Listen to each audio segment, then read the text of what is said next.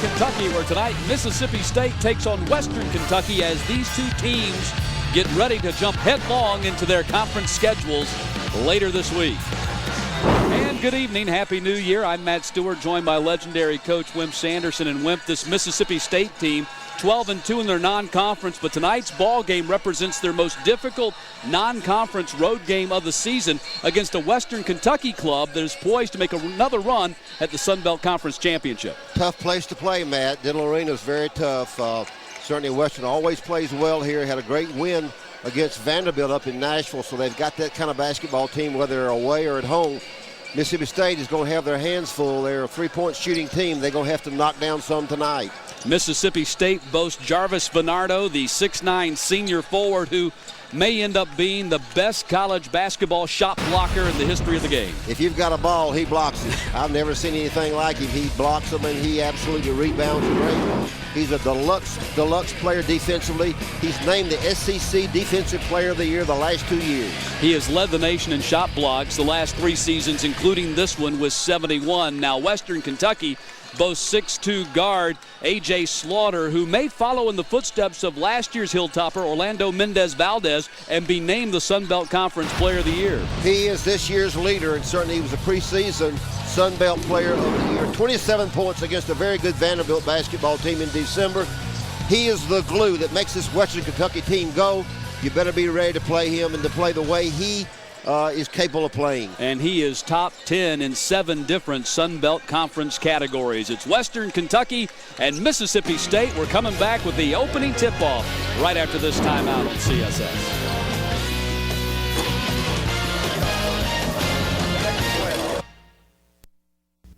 Americans were down and out. They were losing their jobs and their houses, and they wanted a hero that was beat up like they were. What do they call him? Seabiscuit. This horse had to come from the bottom of the heap. Head and head. It's horse against horse. For a brief moment, a little brown racehorse wasn't just a little brown racehorse. Seabiscuit on American Experience. Seabiscuit is the winner.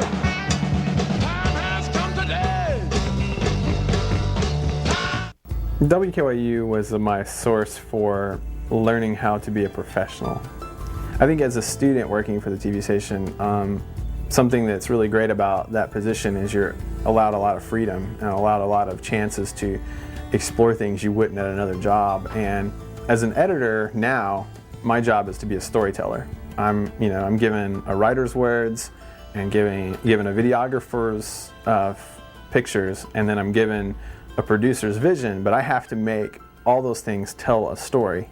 And I definitely learned that working for WKYU, because most entry-level places, you might tack a promo or, haul equipment around, but WKYU gave me the experience of getting to try to tell my own story. I'm Tony Knoll, and WKYU PBS is my source for my career. And we are back at the EA Dental Arena on the campus of Western Kentucky University in Bowling Green, Kentucky. Rick Stansbury, the second longest tenured coach in the Southeastern Conference, his 12th season with a record of 243 and 130, led Mississippi State to their 10th all-time NCAA tournament bid a year ago, winning the SEC Tournament Championship. Ken McDonald in his second season as Western Kentucky's head coach, 32-13 his record, replaced Darren Horn after the 08 team reached the NCAA Sweet 16. He has gone 16-3 in his first 2 seasons in the Sun Belt Conference, and they will play their second Sun Belt Conference game later this week. Their starting lineups for Mississippi State: Rayburn Johnson at the guard. He's their leading scorer at 15 points per game. D. Boss and Barry Stewart will join him in the backcourt. Cody Augustus and Jarvis Venardo on the front line. A.J. Slaughter in the backcourt for Western Kentucky, joined by a couple of freshmen, Caden Dickerson and Jamal Crook.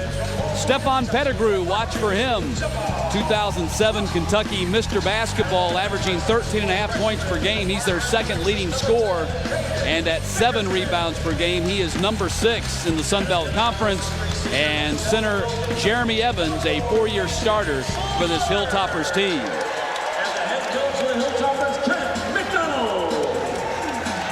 And this is the 21st time, Wimp, that Western Kentucky has hosted a Southeastern Conference school here at the Dill Arena, so they've got a history of doing that. This is the 6th all-time meeting between these two teams, with Mississippi State leading 3-2. The last meeting coming last year in Starkville, with Mississippi State winning 95-67. Well, Western Kentucky not only has been successful in the Sun Belt, Matt, they've been very successful away from the Sun Belt. They've beaten the Louisville team, they've beaten Vanderbilt this year, beat Louisville last year, lost this year. But they played a good schedule, both here at Diddle and away, and this is a basketball team that's nationally recognized. Mississippi State, Rick's done an excellent job with the state team. They won the SEC tournament last year. They opened with Ole Miss on this coming Saturday. Just had a good win over San Diego out there, 12-2. Should have a very fine basketball game tonight. Mississippi State in their road maroon and Western Kentucky in their home white. Bulldogs at 12-2, 6-1 on the road, including their neutral site wins. Western Kentucky at 7-4, 5-1 here at home this season. In fact, the last 2 seasons since February of 07, they've gone 33-2 here at the Diddle Arena. And Barry Stewart opens the ball game with a 3-pointer. Nothing new about that for Mississippi State. Something that Western's going to have to do is defend the 3. This is a basketball team talking about Mississippi State that looks to shoot the 3, and they shoot it very well. Pettigrew takes the 3-pointer, and Western Kentucky matches 3 for 3 to start this game.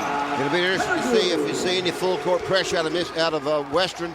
State struggled a little bit turning the basketball over, had 18 turnovers against San Diego the other night, and this has been one of a little bit of their problem. Big in the middle, pretty good size with the big man in there, and very, very good on the perimeter. Mississippi State is the #1 3-point shooting team in the country. They go inside to Bernardo, who misses the hook.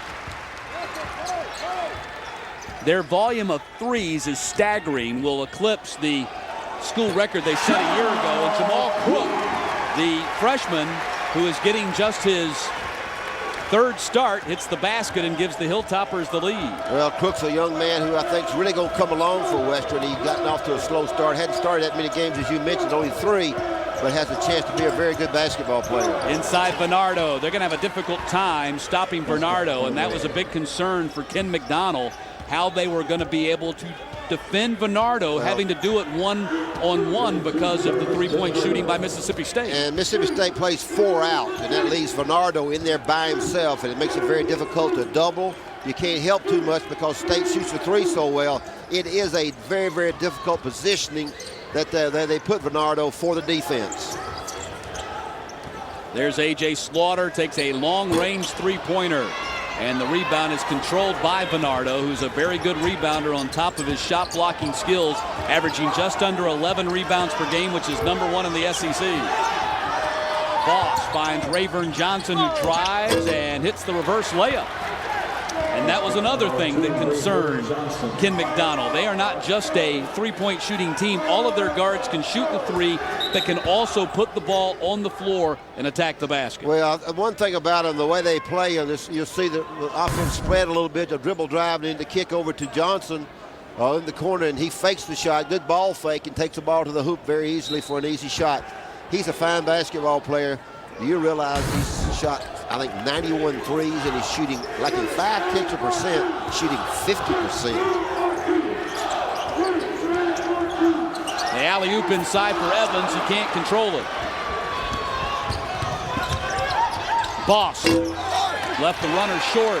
Evans the rebound for Western Kentucky.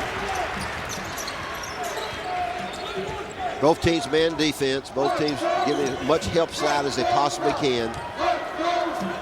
And they'd like for Crook, the freshman, to develop into a point guard for them so that Slaughter doesn't have to handle those duties. They'd prefer for Slaughter to be the off guard. Free him up offensively, try to draw contact, shot an air ball, and Bernardo ends up with it for Mississippi State. Cody Augustus, the 3-pointer. And that's just one among 3 or 4 guys that can really shoot the 3. And to get that 3, Matt, off that dribble drive or off that fast break, because everybody's getting back to the middle of the floor, and it gives that three-point shooter an opportunity to drill it, and Mississippi State can drill it. All the way to the hole. Slaughter missed the left-hander. Actually, that was Crook that time, missed the left-hander. Augustus had a three on the other side and fumbled the ball out of bounds. It will be Western Kentucky's ball. You know, I talk about this offensive alignment for Mississippi State, and I want to mention how difficult it is to defend. There's a lot of one-on-one there. There's a lot of three-point shooting. There's a lot of dribble penetration and kick. And then you've got Big Bernardo in the middle, and he's very tough to handle.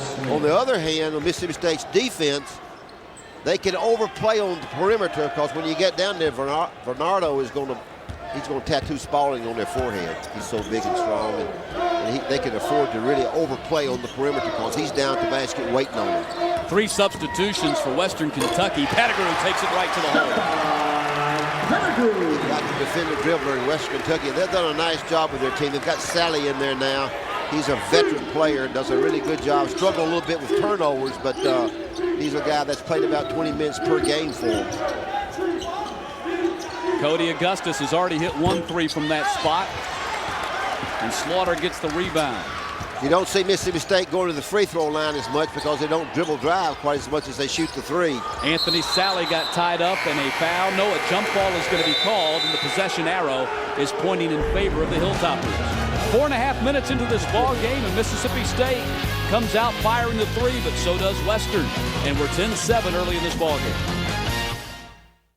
ANOVA. Sun's popping out. Time to rise and shine. Here comes the sun. The solar revolution. Solar power powers everything in the store. Turns itself on in the morning, it shuts itself off at night. I love it. But is solar really the solution? The fastest growing source of energy in the world. Unfortunately, it's also been a field of failed promises. Can planet Earth be saved by the sun? ANOVA. On the next Main Street, join us as we travel back in time to see an amazing World War II flying fortress. We'll also spend time remembering a Pulaski County factory worker that put a new face on the war effort back home. We'll travel to Perryville to relive a battle that many believe could have changed the course of the nation. And we'll take a look inside a Hart County cave recently opened to the public for the very first time. On the next Main Street. Well, I'm a big mystery person. Always have been, always will be. The leading characters in these series have become part of my lives. I know their dilemmas. I feel for them. I'm entertained by them. I watch mystery, not because it's on public broadcasting. I watch it because it's just terrific. It's terrific stuff. I'm Jim Lara, and public broadcasting is my source for all things mysterious and all things that give me pride.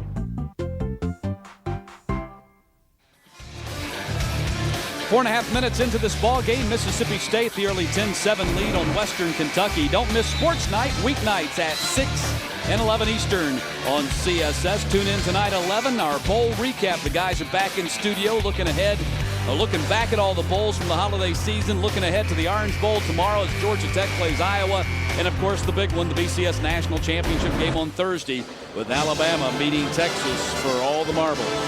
Western Kentucky, certainly a basketball team that's played good every year. Won the Sun Belt the last couple of years, been in the NCAA tournament, and certainly to be reckoned with this year. I like their team. They're not maybe quite as strong as they were last year, but certainly Ken McDonald's got them playing awfully hard. Ken McDonald, longtime assistant with Rick Barnes and also Dennis Felton. In fact, was an assistant here at Western Kentucky when Dennis Felton was the head coach, and also was an assistant with Rick Barnes at Clemson and also at Texas. Was at Texas when they called him back to Bowling Green to take over the job when Darren Horn went to South Carolina. But I talked with Rick Barnes the other night. He gave me a call. He worked for me at Alabama. He's done a terrific job out there, and certainly Ken was part of that. He's come back home now, and he's doing an excellent job here. Stewart, a long three with a man in his face, and tipped up, nearly tipped in by Western Kentucky. Anthony Sally, the senior point guard, on the dribble for Western Kentucky. He will reset the offense.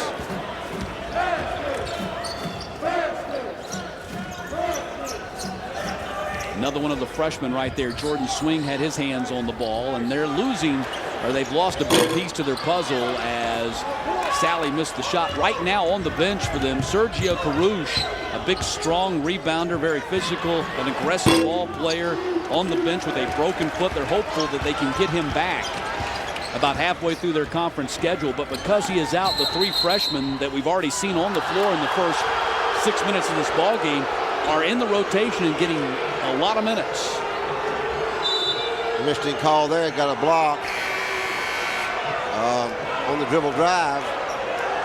It's going to be interesting to see if Mississippi State continues to shoot these threes. You know, they're averaging 25 attempts a game.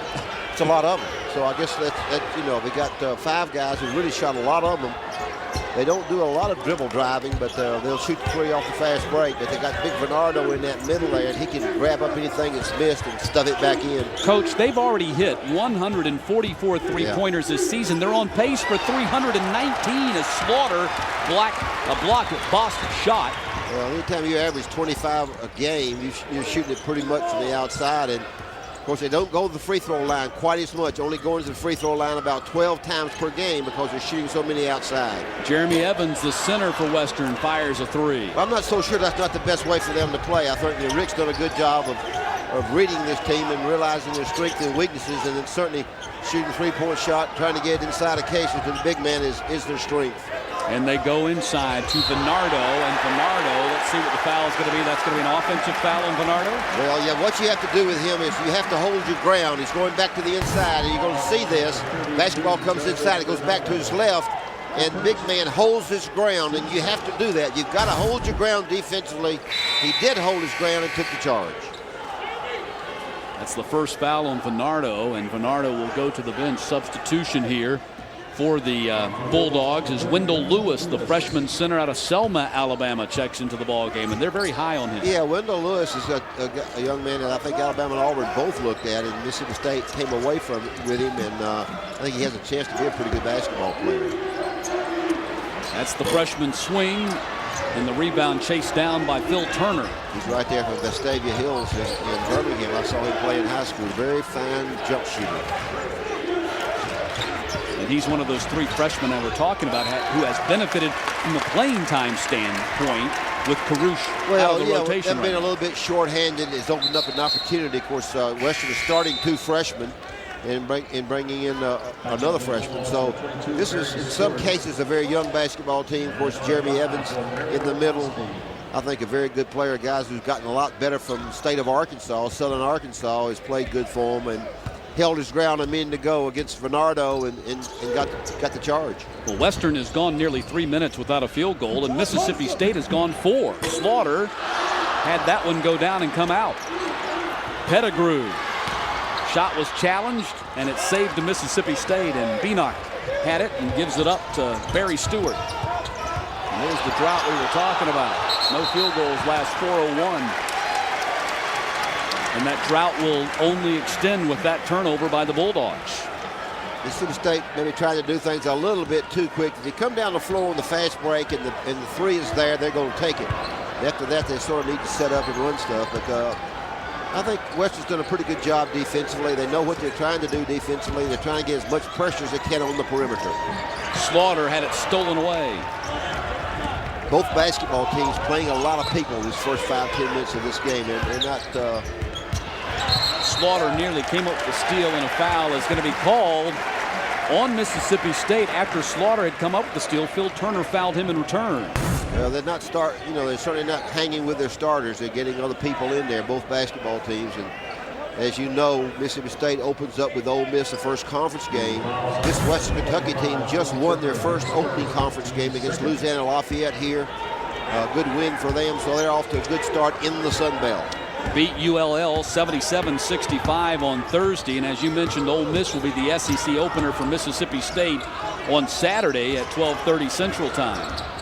That'll be at the Tad Smith Coliseum. Slaughter, and the lid remains on the basket for Western Kentucky. And the big man from Selma did a pretty nice job there. Lewis did rebounding. That's what you're going to have to do against Western. You can't give them second and third shots. Osby, Romero Osby driving the kick out, charging foul on Osby. And a good job again defensively by Jeremy Evans. That's the second consecutive possession where he has held his ground and drew the offensive foul. 8.5 minutes in, we're still at 10-7.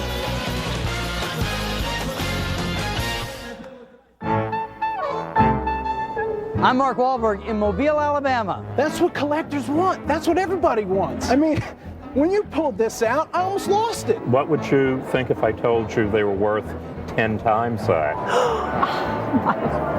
You gotta be kidding.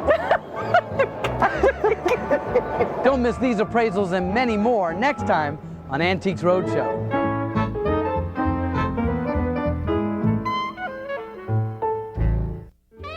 Houses are more than mere shelters. They are the result of vision and a reflection of personalities. They are the cultural guidebooks to our past. 8 beautiful houses whose architecture informs our history. Join this tour of historic homes on House with a History. There's certain benchmarks that you have, you know, in career as an actor, and getting on to talk shows, you know, seeing your name in lights or being at a movie premiere, those types of things. And one of those, for me, was always Charlie Rose. It's dark and the whole vibe. Just had this moment where I went, wow, I'm on Charlie Rose. I better smarten up. Hey, I'm Kevin Bacon, and PBS is my source for intelligent conversation, like Charlie Rose.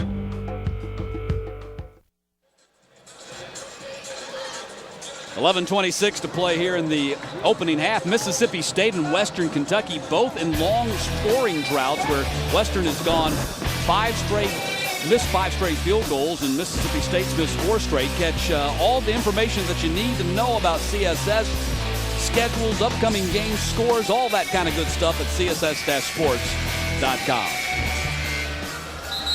And fine job by Jeremy Evans. Last 2 defensive possessions for Western Kentucky. The 4-year starter out of Crossett, Arkansas, has come up with 2 big stops. Well, I'm not sure that Mississippi State's a real driving team. I think they have to put it on the floor when the defense, you know, gets out of whack. But to call them a driving team, I wouldn't. And if you can get help on the inside, you're going to draw a lot of charges. You made a very good call there. That happened back-to-back now against postman and again with the dribble drive. So if Western continues to hold their ground, they're going to get some charges. Only problem with Evans tonight is he's taken a 3. He's 0 for 7 on his 3s. Just leave it to the inside game and his defense, and I think they'd be okay. Both teams man-to-man defense. Hadn't seen any zone whatsoever. No pressing by the basketball team, which is a little bit surprising. Jamison Tipping has checked into the ball game for Western Kentucky for the first time, so I think they've used just about everybody that they plan on using already in this ball game here in the opening 9 minutes. Beanock's pass was deflected by Sally. They come up with the steal. We'll see if this turns into points for Western Kentucky. He does draw the foul, so Anthony Sally will be at the line. Well, thus far it's been one and done for Western. Mississippi State's done a pretty good job on the defensive board. Beanock comes down and makes a pretty poor mistake there with the pass. Sally is a basketball player who's got a lot of experience, has played a lot of basketball for this Western Kentucky team. Struggles a little bit handling the basketball, struggles some turning it over. Has not been starting some games because of maybe those problems, but certainly comes in with a lot of good play for Western Kentucky because of the experience that he's had over the years. Well, that finally breaks the scoring drought, not the field goal drought, but the scoring drought for Western Kentucky. Sally, a senior out of Richmond, Virginia, by way of Motlow State Community College. We saw a fine player from Motlow, Tim Williams, for South Alabama, instrumental in the upset victory South Alabama had against Florida a couple of weeks ago here on CSS. Both these basketball teams, their shots are pretty much one and done because State is so spread that they don't bang the boards, and West Kentucky's going to beat them pretty bad. And on the other end, State's done a good job of holding Western to one shot. Here's your 4 out. Here's your big man inside. Phil Turner bounces inside. Bernardo could not handle the pass down on the deck, and let's see what they're going to call. They're going to say it's Mississippi State's ball. Well, Coach, I worked the game at the PMAC on Saturday night, where LSU went 9 minutes and 14 seconds without scoring a bucket. What'd you talk about? Well, what we're doing right here, because Mississippi State's gone 6 minutes without scoring. There's Western one right Kentucky, there. and no, there isn't. Yeah. You spoke too soon. Slaughter. We might not have another basket, Coach. Well, that was the ill-advised shot by Slaughter. Kind of quick on that one. Boss draws the foul, and he'll get to the line. That foul's going to be on Sally. Sally got there a little bit late. Boss took the basketball in the hole. Slaughter shot that basketball from the corner. I thought a little bit, forced it a little bit. Didn't have a really good look at the basket. And we've gone thus far, actually in the last 5 minutes, Matt, neither team's had very good looks. I mean, it's now been close to 7 minutes since Mississippi State scored a field goal, and Western not too far behind. They're a little bit over 6 minutes right now themselves. It's less than 20 degrees outside here in Bowling Green, but these two teams are cold. If it gets any worse, we'll just talk about the weather. We'll skip the game. I can sum that up. It's cold. Everybody's expecting snow. They're all excited. I know they are down in Alabama. They can't wait. 12-9. It was 10-7 at our first media timeout, which came at the 4.5-minute mark, and it's 12-9. Only free throws since then.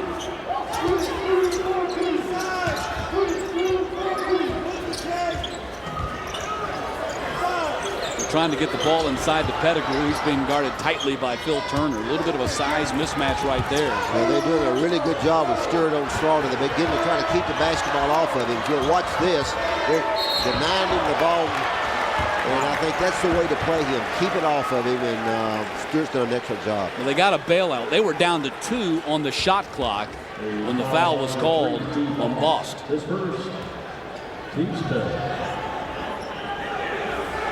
Both basketball teams setting the out-of-bounds plays, and both basketball teams playing the man-to-man defense, which is a little bit different. Some teams play zone, some play man. We'll see how it goes here. Jamal Crook checks into the ballgame. For Sally, inbounds to Pettigrew. State's turned their defense up. And there's the three-pointer. Finally breaks the drought that had lasted about 6.5 minutes for Western Kentucky, and the game is tied at 12. Mississippi State, well, their drought continues. Stewart, open look, that should break it. Still doesn't. Rayburn Johnson got the rebound for Mississippi State. Johnson, a great three-point shooter. Not a real good driver, but he absolutely can shoot the three. Stewart, wow, they cannot buy a basket. Slaughter gets contact from Stewart. And that is the 6th team foul called on Mississippi State. And this is highly unusual as you take a look at the basket by Pettigrew. Well, as I mentioned, you're not going to see State shoot as many free throws probably as Western because of the style of play. They're not driving as much. Western's got quite a bit of movement offensively and do a pretty good job of attacking the basket, and you're going to see some foul situations come up a little bit more for them. Slaughter, ball is thrown out of bounds by Crook.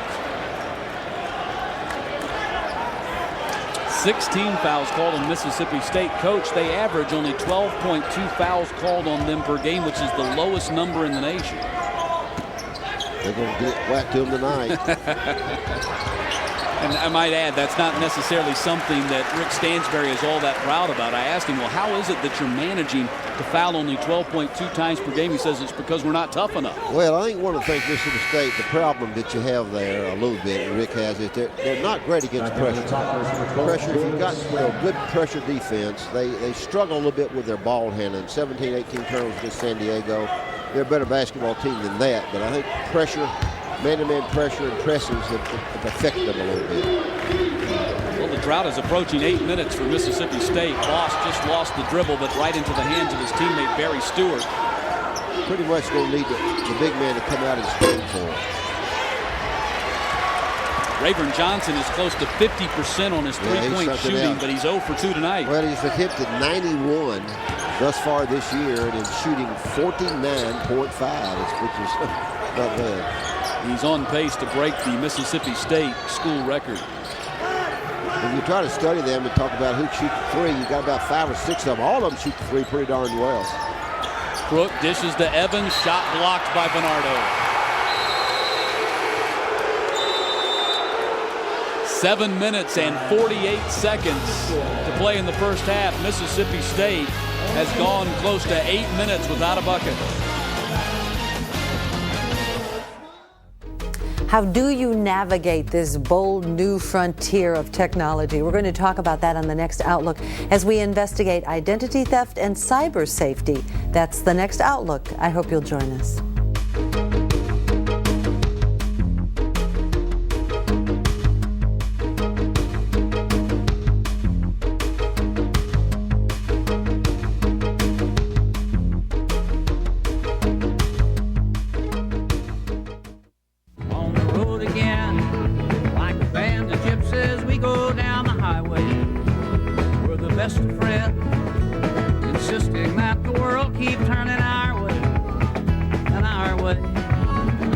On the road again. Just can't wait to get on the road again. The life I love is making music with my friends. And I can't wait to get on the road again. Thanks for another great season and all your terrific questions. Was it used to make the first atomic bomb?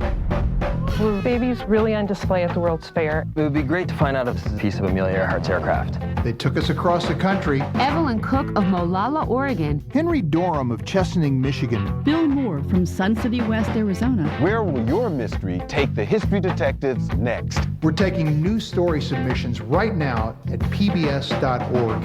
See you next time. And we are back with Mississippi State and Western Kentucky tied at 12. Mississippi State scoring drought approaching 9 minutes now here in the first half. We are live at the E.A. Diddle Arena in Bowling Green, Kentucky on the campus of Western Kentucky University. Matt Stewart along with legendary coach Wimp Sanderson and Wimp. Mississippi State 4 of 14 from the floor, 2 of 7 on their threes. That's 28%. Their lowest first half field goal percentage of the year was 31% in a win against Bethune-Cookman. What's Western doing, or is it just inept offense by Mississippi State? I think you asked a good question there. They did a good job of really defending the three and letting them drive, or giving them the drive, playing them real tight. And if they have anything open, it is the drive, and then they're doing a pretty good job of taking the charge down underneath. Western, again, good defense as they keep Rayburn Johnson from hitting the layup. But they are playing them pretty stout on the perimeter, and it's really come in handy for them. Make drivers out of them, and they're not great drivers. It makes it pretty darn difficult, and they're all over them on the perimeter. And I think State's defense the last few trips has certainly gotten better. Slaughter rolled off the rim, and he is still without a basket in this ball game. He's now 0 for 7.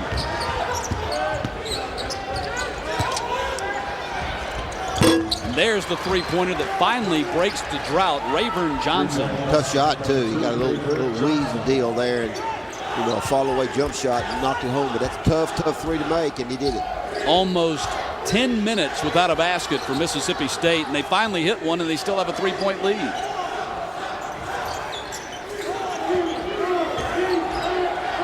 Dixon. Ball snagged by Rayburn Johnson. I guess that's the good news in it. Barry Stewart launches a three. Rebound is kept alive underneath by Augustus. You go nearly 10 minutes without a basket, and you're still up by 3. Stewart gets an opportunity to shoot the three-point shot off the break, and we talk about this all the time. But when the defense goes back, Matt, it goes back into the lane and leaves those areas open. So you've got to, from a defensive standpoint, you've got to get in the lane, then get out there to them. If you don't get out there to them, the three is there. And State's had a couple of those, just couldn't knock them home. Good job defensively by Western. 7 on the shot clock. Crook on the drive, gives it up for Dixon, and Dixon banks it in. Cliff Dixon, the 6'10 junior out of Sweetland, Maryland. Hilltoppers cut it to 1.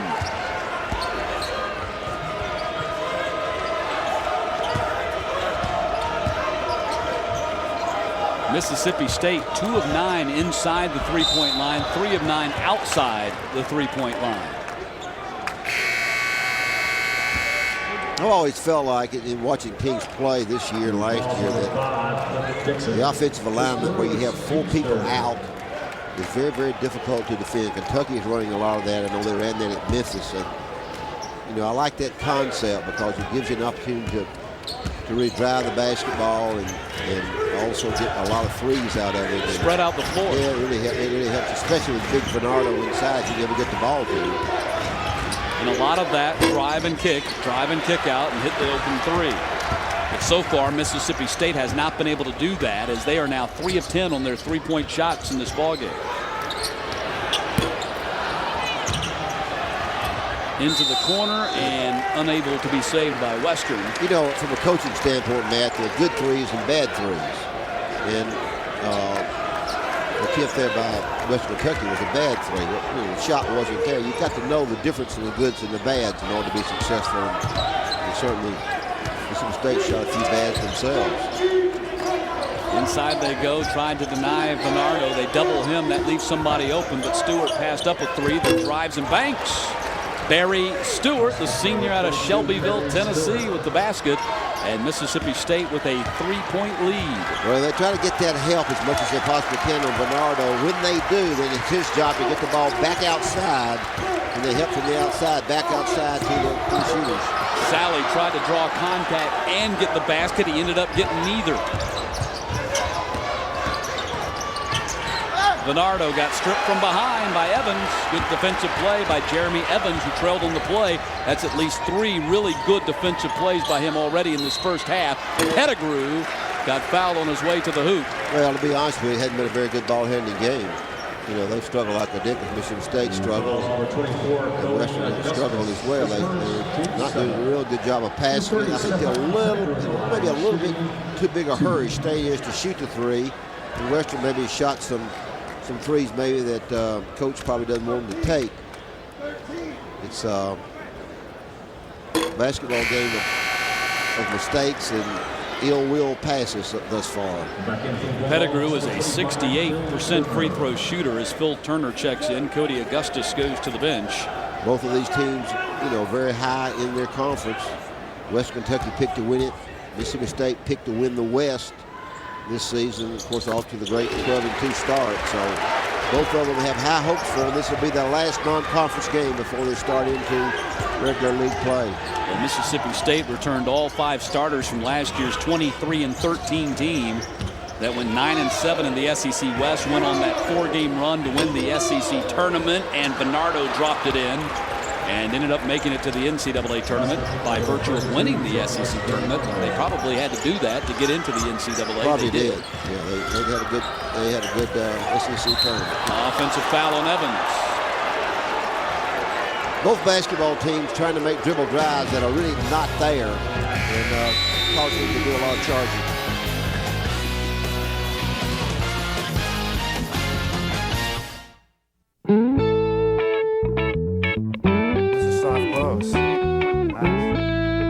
Is a finial detail, and it's capped with this. Hi, I'm Kevin O'Connor. Join me and the rest of the crew for This Old House, America's favorite home improvement series. Tuesdays at 6:30, right here on WKYU PBS.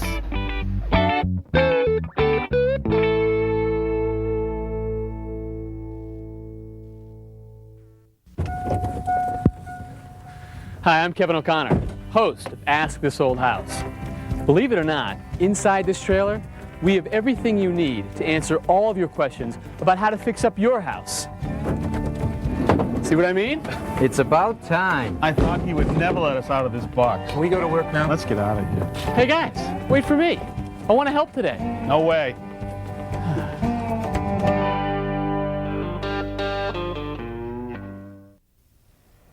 If you're human, then you love making things. Hi, I'm Roy Underhill, and in our new season of the Woodwright Shop, we make everything from ships in a bottle to Windsor high chairs to English garden wheelbarrows. We're all about carbon-neutral craftsmanship, which is good stewardship for a planet in peril. So, join me each week for Woodworking Unplugged, where the process is a pleasure, right here in the Woodwright Shop.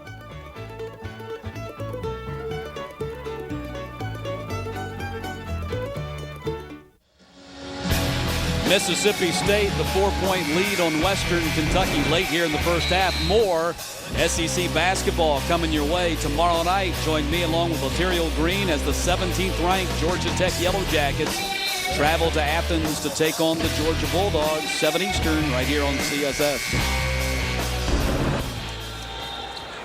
Ken McDonald's team has struggled offensively nearly as much as Mississippi State. In fact, really more so as you take a look at the field goal percentages. Bulldogs at 33%, Western at 25%. Mississippi State's lowest scoring output in a half this season, 31 points in that victory over Bethune-Cookman that we talked about earlier. And they're going to really have to push it to get to 31 here in this half. They sure are. It's a pretty big drought. Went more than 10 minutes here in this half without scoring. Boss with the layup. Well, a little bit easier to drive the baseline than it is the middle because you don't have as much help down there, and that's exactly what happened with Boss. He got a baseline dribble back to the backside and was able to knock it home. Drive that middle, he got a lot of people helping you on defense. Mississippi State has opened up a 6-point lead. Jeremy Evans, for some reason, keeps insisting on firing the three-pointer. He's now 0 for 2 in the game. He's 0 for 8 on the season. Well, he's big Bernardo in there. He's a little bit shy trying to get that basketball off. There's the dribble drive again to the baseline. Evans with the block shot. He's not a Jarvis Bernardo, but at 1.9 blocks per game, he's top 10 in the Sun Belt. Slaughter with the three, and that's his first basket. A.J. Slaughter at 16.5 points per game is the 4th leading scorer in the Sun Belt, and he cuts the Mississippi State lead to 3.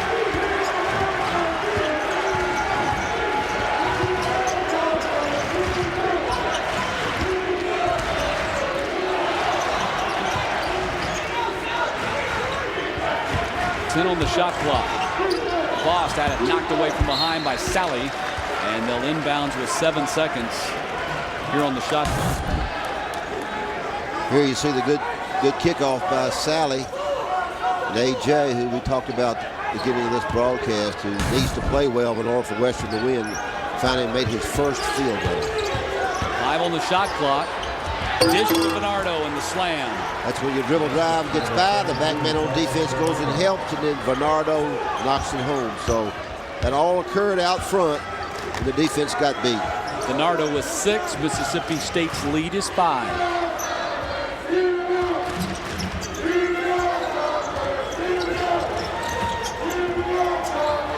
Slaughter hoping that last three-pointer got him untracked, works into a double team and passes out of it.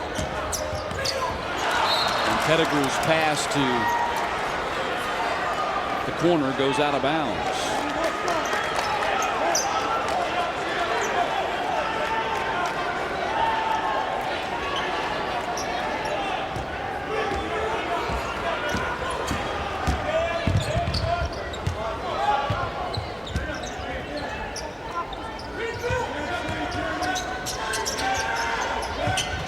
Low-scoring first half. Bernardo inside was blocked and was fouled. A little bit better job by State of moving the ball from one side to the other and trapping the defensive man. I think the biggest thing for Bernardo is that once he gets that basketball in there, he's got to use the board and angle. Unless he can absolutely dunk it on that particular case, he couldn't, or he would have. He tried to, and he couldn't do it. But, it's an angle game. Basketball's a game of angles, so you got to use that glass if at all possible. Bernardo, 67% free throw shooter, has been to the line and made more free throws than anybody else on this Mississippi State team. He's 62 of 92 with that one right there, and it gives Mississippi State their largest lead at 6. He's a guy that's made some improvement. He started to go out last year and tried to go out in the NBA deal and couldn't, but he's made some improvement in free throw shooting. This is I say that he missed, but he made some down the stretch against San Diego State. I would think at the next level there's got to be some concern about his size for the position he plays. Yeah. He's a 5, and he's not a 5 in the NBA. No, he's not. Dixon got challenged by Bernardo, and Dixon got it up and over. Under a minute to play in the half. Bulldogs lead is 4. Mississippi State averaging 76 points per game, which is 7th best in the SEC. Held to only 24 here in the first half. Despite that, still a 4-point advantage.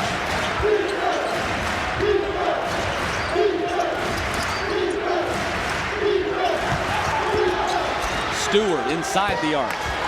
6-point lead again for Mississippi State. And a timeout called by Ken McDonald with 23.7 clicks on the clock.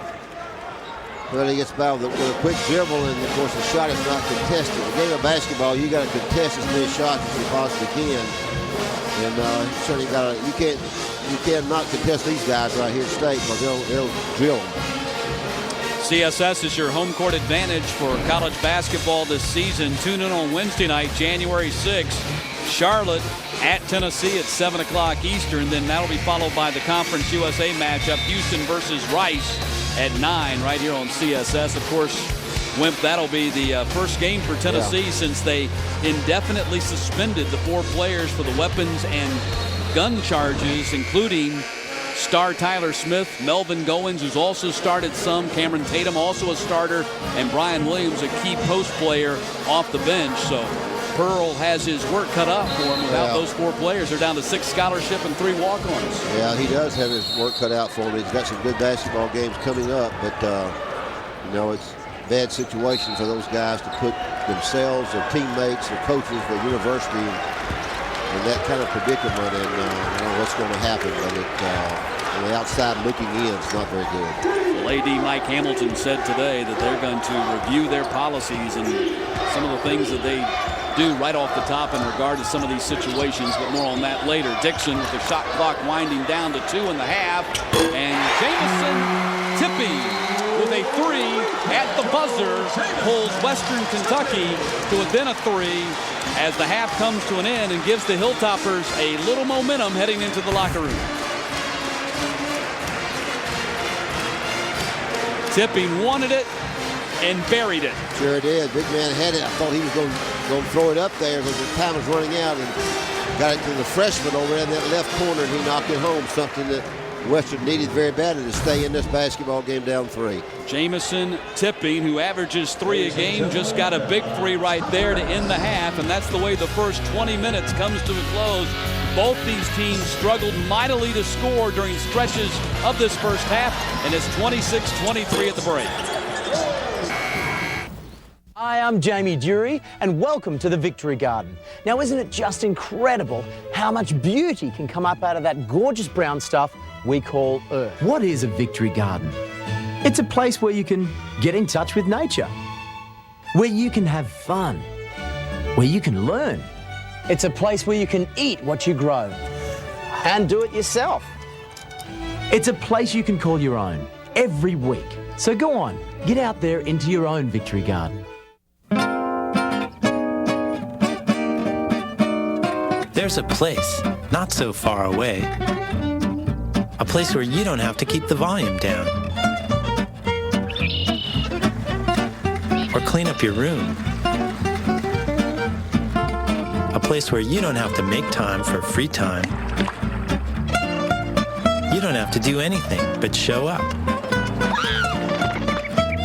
You'll find all sorts of creatures in this place without have to. The silly you. The proud you. You may even meet the curious you. Tickling me. You! There are lots of yous to catch up with. Ask your parents to take you to this not-so-far-away place. Come to the forest, where the other you lives. But first, stop by discovertheforest.org. And welcome back. It is halftime here at the Diddle Arena with Western Kentucky trailing Mississippi State by a score of 26-23. Matt Stewart joined by Coach Wimp Sanderson. And, Coach, I think we all anticipated a little bit more offense by these two teams in the first half, but they're both as cold as the weather outside. Well, they certainly are. Neither basketball team has had any consistency at all in shooting the 3, and that's what certainly Mississippi State likes to do. I'll give certainly Western some credit for the job they did defensively, and they tried to make drivers out of the 3-point shooters, and they did that towards the last part of the first half. State did drive the ball and make a few shots off there. Didn't get the ball to Nardo quite enough inside. On the other end, Western Kentucky, I thought they shot some bad shots. They struggled a little bit. They probably don't shoot it quite as well outside. But neither team has burned it up. One's got 3 threes and one's got 4. So you hit it on the head. We've got a very inconsistent offensive game this first 20 minutes. Well, we've got 3 other non-conference games going on in the Southeastern Conference tonight as we check out the scoreboard. Alabama was a 67-50 winner tonight over Toledo. Mikel Torrance had 19 points for the Tide, and JaMychal Green, the SEC Player of the Week, had 12 and 7. LSU leading McNeese State 76-55 in the first half. Tasman Mitchell 19. Bo Spencer, who had a terrible game in their loss to Utah on Saturday night, has come back with 18. And Vanderbilt leading Middle Tennessee State by a score of 34-25 in the first half. Let's take a look at the Eastern Division standings now. Mind you, of course, there have not been any conference games played yet, but these are their non-conference records. And, Coach, I got to get your thoughts on 2 of these. Kentucky at 15-0. And ranked number 3 in the country, and Tennessee at 10-2, but now facing a very uncertain future as they go into the SEC. Well, I think their future is uncertain. We all know how good Kentucky is. They're awfully good, played a good schedule, and certainly they're the premier team in the East. I think the other team that we should consider is Vanderbilt. They've had a couple of games where they didn't play quite as well as they would like to, but I like this Vanderbilt basketball team as they go through the league. And to be quite honest with you, I think those 3, if you count Tennessee as one of the 3, have the best chance to go to the NCAA tournament this year. South Carolina's lost a player.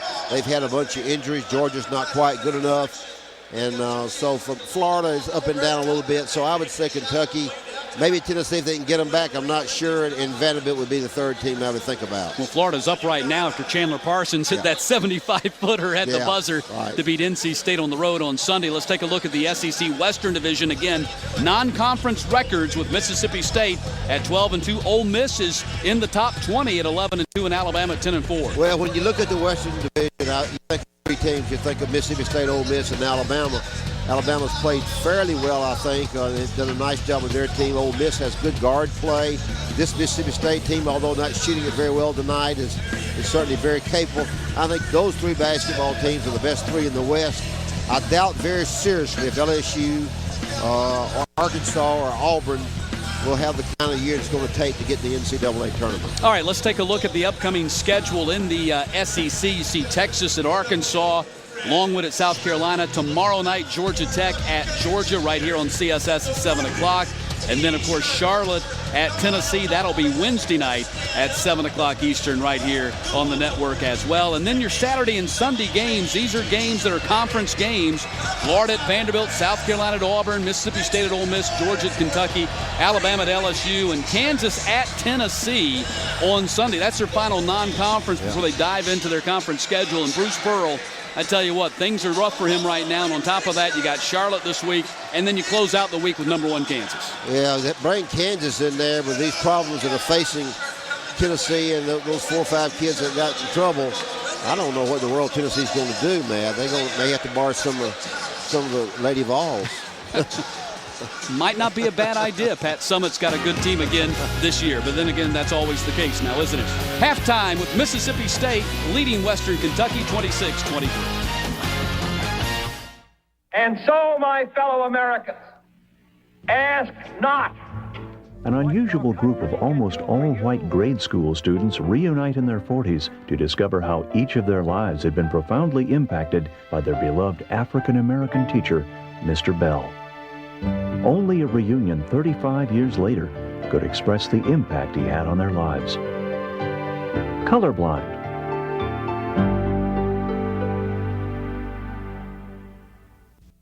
Hi, I'm Charles Atkins Jr.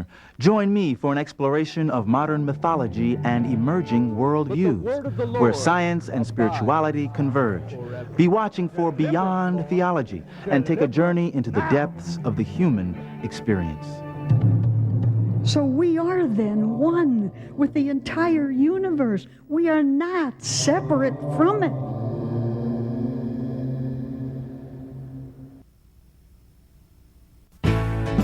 As a kid, PBS was a huge part of my life. I watched Sesame Street, Electric Company. I didn't even know it at the time, but I was learning about storytelling through the lens of PBS. Fresh out of college, I landed my first job at WTTW. The tools that I learned at my local public television station are the tools that I still use today. I always knew I wanted to make a feature-length film. Wordplay, we made it in less than a year. We were accepted to the Sundance Film Festival, and it became a huge hit.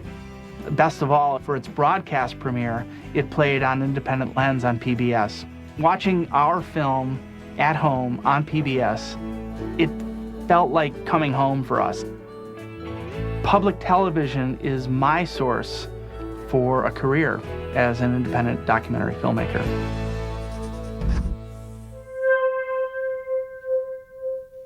Mississippi State with a 26-23 lead on Western Kentucky here at the Diddle Arena. And Coach, Western Kentucky has 41 conference championships in their illustrious history.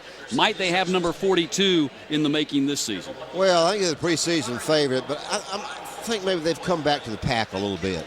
They had a great year last year. They lost some key players, and maybe their basketball team is good and very good and have got some big wins, but I think maybe they've moved back to the pack a little bit in the Sun Belt. All right, let's take a look. One other Sun Belt Conference game in action tonight, and that is now a final as Lamar has defeated Arkansas State. Lamar out of the Southland Conference beating Arkansas State out of the Sun Belt 87-68. Here is a look at the Sun Belt standings, and they have already started conference play.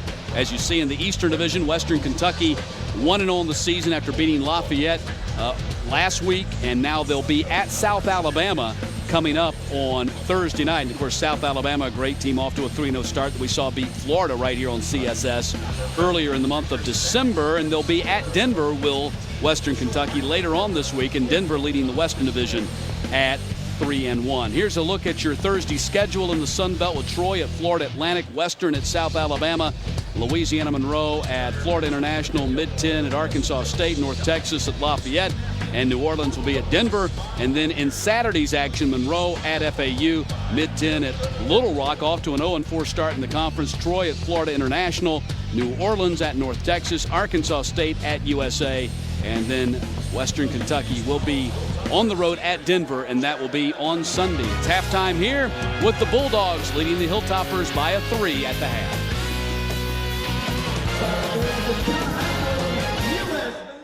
This is Cranford. Everything unchanging, perpetual. It is a town unlike any other. All around us, England shifts and changes, but Cranford stands fast. Judi Dench, Eileen Atkins, and Francesca Annis had an all-star cast. Nothing like this is ever done in London. You're not in London. You're in Cranford now. Cranford, a masterpiece classic.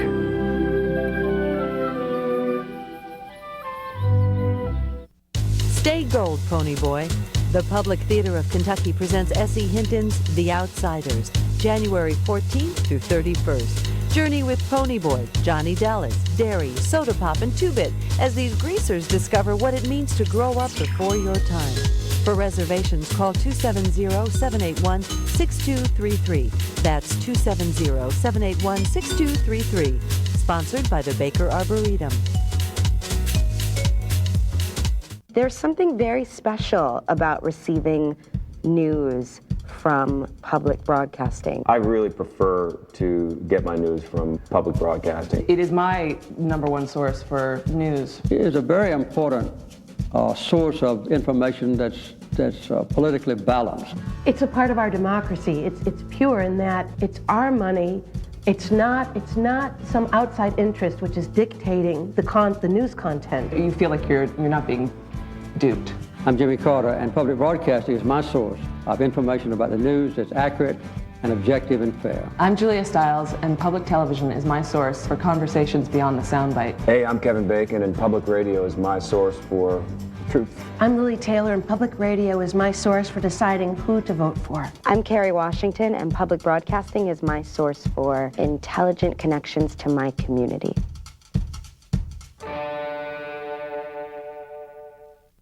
Halftime with Mississippi State leading Western Kentucky 26-23. Matt Stewart joined by Coach Wimp Sanderson here at the Diddle Arena. And Coach, let's take a look back at the first half highlights with Western Kentucky. They got some action inside from their big man, Cliff Dixon. Well, Cliff Dixon from Hutchinson Junior College has come in and played pretty well. He hadn't had a lot of playing time, but you see him drill the jump shot, the bank shot to start the basketball when he got into the game. That was the only shot that Slaughter hit in the first half. It was the only shot. And then, of course, here's the big shot at the end of the first half.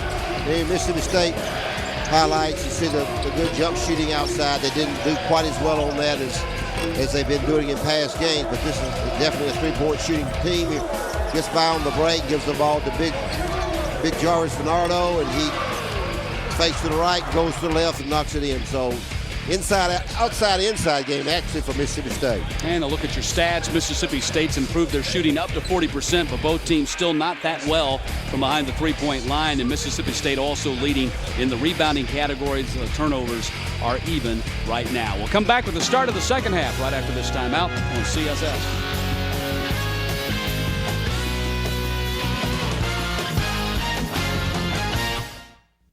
Americans were down and out. They were losing their jobs and their houses, and they wanted a hero that was beat up like they were.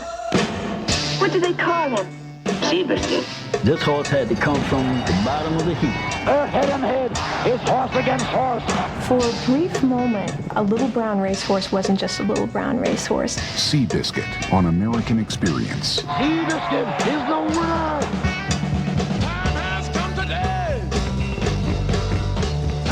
On the next Main Street, join us as we travel back in time to see an amazing World War II flying fortress. We'll also spend time remembering a Pulaski County factory worker that put a new face on the war effort back home.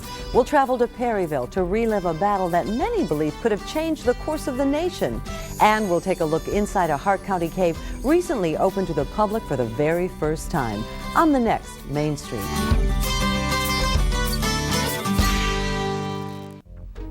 How do you navigate this bold new frontier of technology? We're going to talk about that on the next Outlook as we investigate identity theft and cyber safety. That's the next Outlook. I hope you'll join us.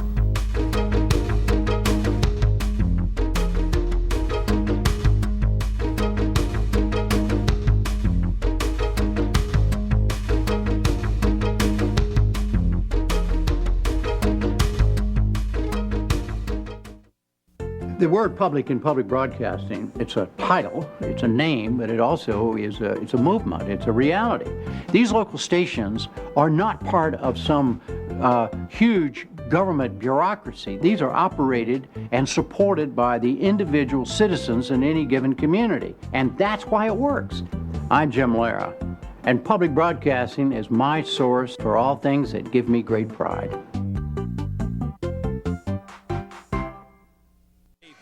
Lead as we start the second half here at the Diddle Arena. Look at your leading scorers. Jarvis Bernardo and Barry Stewart leading the way for Mississippi State. Rayburn Johnson, their leading scorer at 15 points per game with just 5. Stephon Pettigrew leading Western Kentucky with 9. A.J. Slaughter, the leading scorer for Western Kentucky, averaging 16.5 a game, held to only 3, no doubt.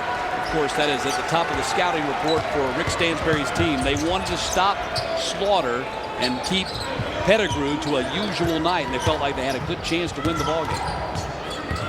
Right now, they have a 3-point lead as we begin the second 20 minutes. Western in their home white, and Mississippi State in their road maroon. Reaching foul from behind on Crook. Trout did not like that. Be interesting to see what adjustments both teams make. I think Western Kentucky started that basketball game, or this game, with a second half a little bit better, a little bit more patient than they have been, and A.J. ended up getting a pretty good look, just didn't go home. We'll see what happens with State's offense. Well, both Mississippi State's 25 and Western Kentucky's 23, their lowest scoring first halves of the season as Bernardo gets loose underneath, and he's now got 9. Well, a little bit more effort to really look inside before they shot the basketball, and I think that's going to be a key for State. If you can get it inside, Matt, that means you can get it outside. Inside-outside play. Good inside passing makes your outside game much better. Mississippi State 11-0 when leading at the half this season. Western 5-3 when trailing at the half.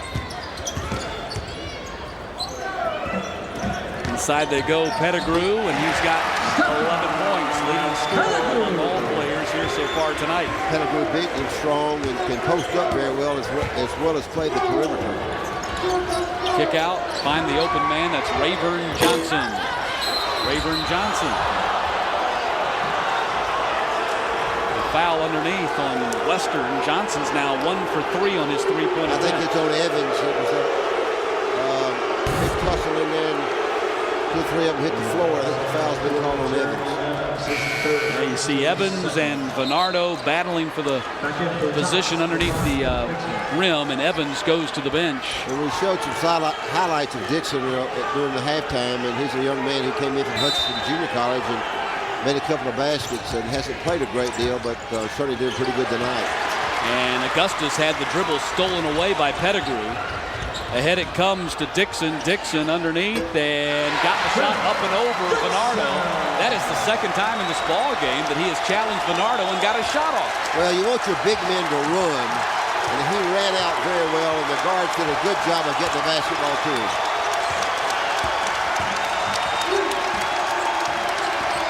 Bosk on the drive. Pass to Bernardo, intercepted. Last touch by Mississippi State. Western Kentucky possession of the ball and a chance to take the lead. Even though things haven't gone real well for State these first 2 or 3 minutes, I think their prime concern is to do a little bit better job of getting the ball inside to Bernardo and let him do what he can do and then kick it back outside, go inside outside rather than outside inside. Pettigrew has had the hot hand, dribbles it off his foot, gets it back to Dixon. Not this time.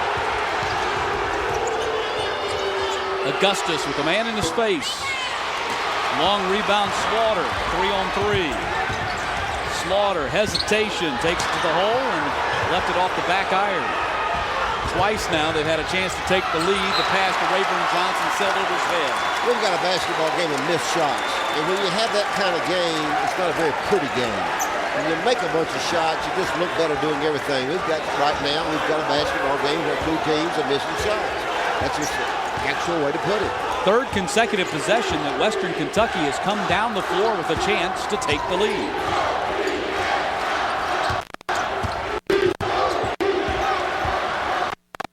Out there starting 2 freshmen in the second half, and something they're growing up pretty quickly for Western. Dixon and Brooks. Dribble. Trying to work off a screen by Dixon. Dixon gets it and fires a 3. Day in the morning. Pettigrew got the loose ball and put it up over Augustus, and Western Kentucky has the lead. Western took an ill-advised shot by Dixon, and Pettigrew did an excellent job just out mustering people inside. And this crowd is in the game, and it may be the 6th man for Western. Stewart. And a foul will be called on Western Kentucky as they hammered Bernardo in the back. Yeah, so Bernardo had pretty good position, and we talked about it in the pregame, of course, him being one of the leading rebounders in the country, not the leader. Great shot blocker, and he does a lot of great things around the goal. He can get the inside position, he's in business. 3 team fouls on Western here in the opening 3.5 minutes of the second half.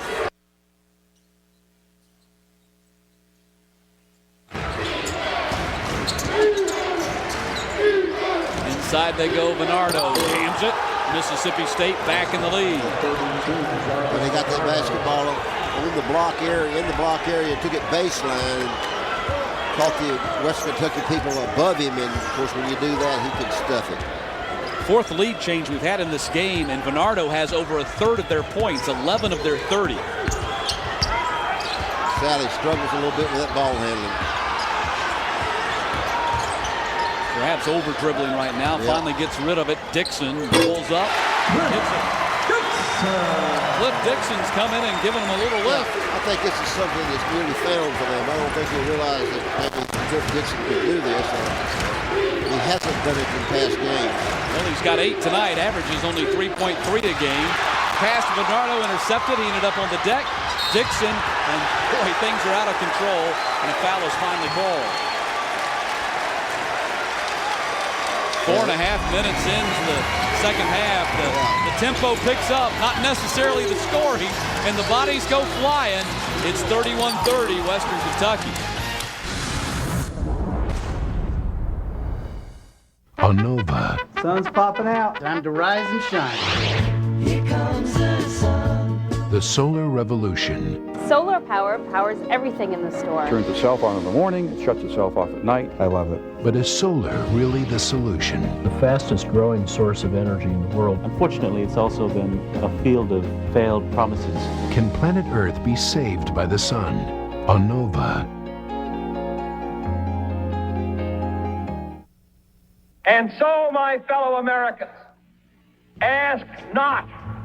An unusual group of almost all-white grade school students reunite in their 40s to discover how each of their lives had been profoundly impacted by their beloved African-American teacher, Mr. Bell.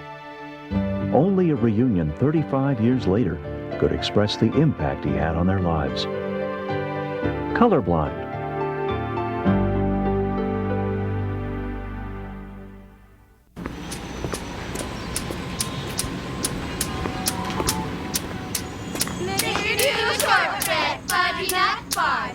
How many trees in the cookie jar? 1, 2, 3, 4, 5, 6, 7. The smallest moments can have the biggest impact on a child's life. Go Dad! Go Dad! Take time to be a dad today. Western Kentucky's injured starting forward, Sergio Carouche, with a broken foot. Out there dancing, not moving too much on the foot. But that's he's a one-foot dancer. I don't know that you want your injured forward, Sergio Carouche, who's averaging 13 points and 7 rebounds per game when he can play, out there dancing.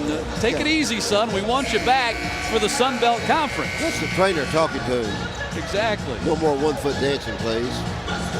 He was having a good time. Yeah, he is, Jordan. He's a good basketball player. It certainly hurts Western to not have him. Well, they hope to have him back midway through the conference schedule.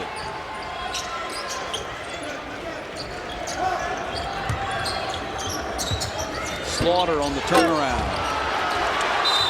Milosevic lost it out of bounds. We've had a street fight these first 5 or 6 minutes of this second half, and it has not been very pretty. Nobody can get anything going consistently. They don't pass it very well. They haven't rebounded with any consistency. They haven't shot it very well. It's just a tough game to call. Inside they go, Augustus. Augustus in a double team pass was knocked out of bounds by Sally. Now, what I've observed here, Coach, tell me if I'm wrong, if you can stop Mississippi State from taking open threes, that really screws up their offense. Well, there's no doubt about it. Yeah, you give them the dribble drive, and then you try to help inside. You don't give it to them, but you try to play them in a way that you try to take away the three. And of course, you got to get back defensively against the fast break and then get to them. That's where they shoot a lot of their threes off the break. Well, that's what Ken McDonald wanted to do. They wanted to take away the three-point shot, and they have done that so far in this ball game. They've hit only 3. A game after they hit a season-low 6 against San Diego. Now, 6 sounds like a lot, but that's 4 below their per-game average of 10.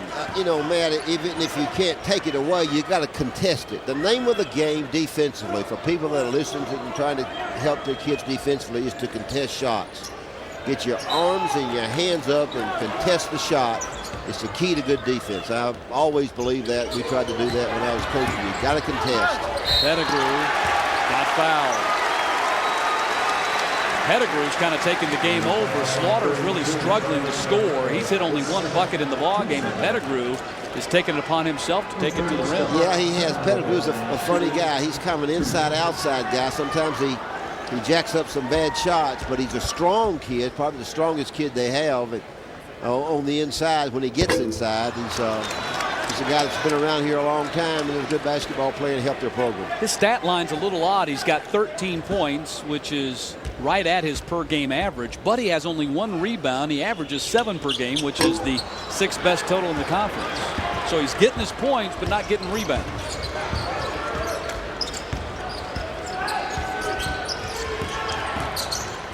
Western really playing hard on the perimeter defensively. Rayburn Johnson, and that is going to be an offensive foul on Rayburn Johnson. And I'm going to tell you something. Dickerson did an excellent job defending the dribbler. Watch this. He takes him, and then the defense comes out there and is willing to take the charge. That was Milosevic, the big Milosevic came out there and did it. Dickerson did an excellent job. He ran him to the baseline.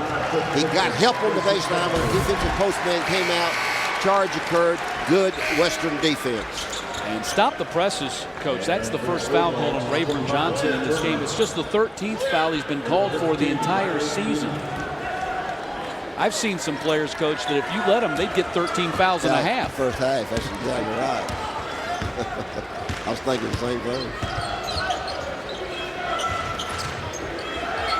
1-point lead for Western Kentucky. Slaughter nestles it in there. That's his second basket of the game. Well, we talk about Slaughter being the glue of this team. He's exactly that. He's got to play well in order for Western to play well. He sort of leads this basketball team. And certainly the game that I have seen, the one game with Vanderbilt, he did awfully well. Well, he's just 2 of 12 from the floor, but his 3 gives him a 4-point lead, which is their largest lead of the ball game. And then Beanock, caught in the worst place on the floor over there in the corner, causes Mississippi State to use a timeout. 6 minutes into the second half, the Hilltoppers with a 4-point lead.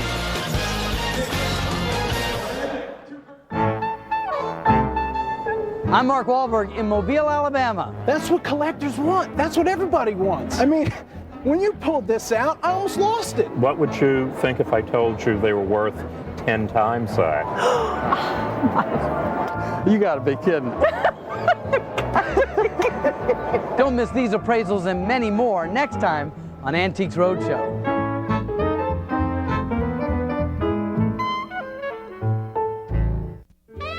Houses are more than mere shelters. They are the result of vision and a reflection of personalities. They are the cultural guidebooks to our past. 8 beautiful houses whose architecture informs our history. Join this tour of historic homes on House with a History.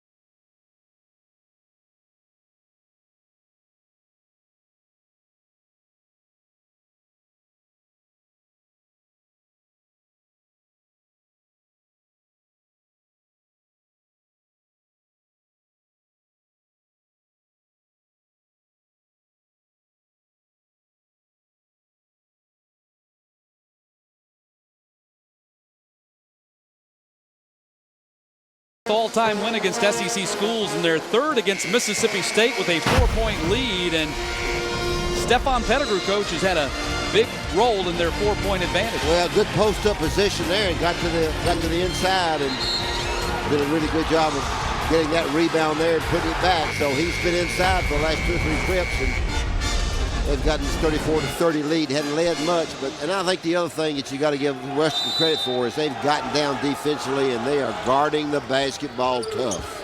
They'll take a rest on the bench right now. This is a game after he went for 17-5 against Louisiana Lafayette on Thursday in their conference opener. Beanock fires to Turner inside and got Dixon up in the air and out of position and draws the foul. Well, good weak side cut. They had a weak side screen. He came off of it, but as you defend the basketball the way that Western has, you got to give them a lot of credit. They're making it very difficult for State to breathe. State did run a good backside cut there, and the foul occurred on the inside, I think, by Dixon. So good move there by Rick's team. Just been a basketball game. It's sort of been out of sorts, man. The whole team's out of sorts a little bit. Phil Turner, the junior, averaging 6 points per game and shooting 95% from the free throw line. That was just his 2nd miss of the season. He's 18 out of 20. Wow. He just doubled his misses at that one stop at the free throw line. 2 misses after opening 18 of 19 from the stripe to begin the season. And Mississippi State is still without a bench point in this ball game. Slaughter. Oh, look at the tip by Pettigrew. Both of them went for the ball, and of course you got a little luck involved in that too, but the one thing about it, Pettigrew was accurate. 6-point lead. Mississippi State has gone 13 minutes without a 3-point basket. A little bit quick with the shot. I mean, I know you got to take the threes that are open, and I'm not sure that was a very good 3. And there's a great tip in there by the big man. And good rebound. Well, it wasn't a rebound, actually, it was a tip back. So this West Kentucky team is taking advantage of every missed shot and playing very, very good defensively. And Rick's team struggling a little bit. Another long drought here for Mississippi State. They had a 10-plus minute drought, field goal drought in the first half, and now their 3-point drought is 13 minutes. And when you average 10 threes a game, you usually hit one every 4 minutes. Bernardo, the miss, but the foul was called on the play. Bernardo's got a little bitty semi-hook shot there that he shoots pretty well. And as I said earlier, I think they would do well to get the ball inside maybe a little bit more. Look for him in there and then go from there rather than go from the outside in. Maybe go from the inside and then back out.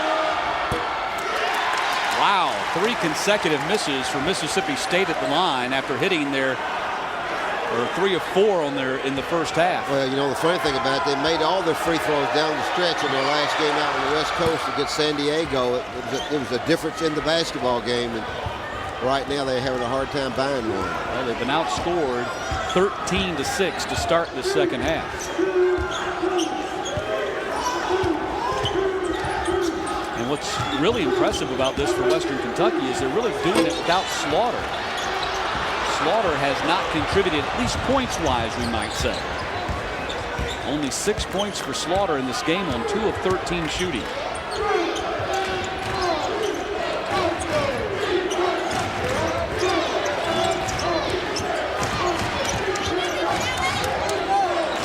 And remember, we started off the game by saying that this would be the toughest non-conference game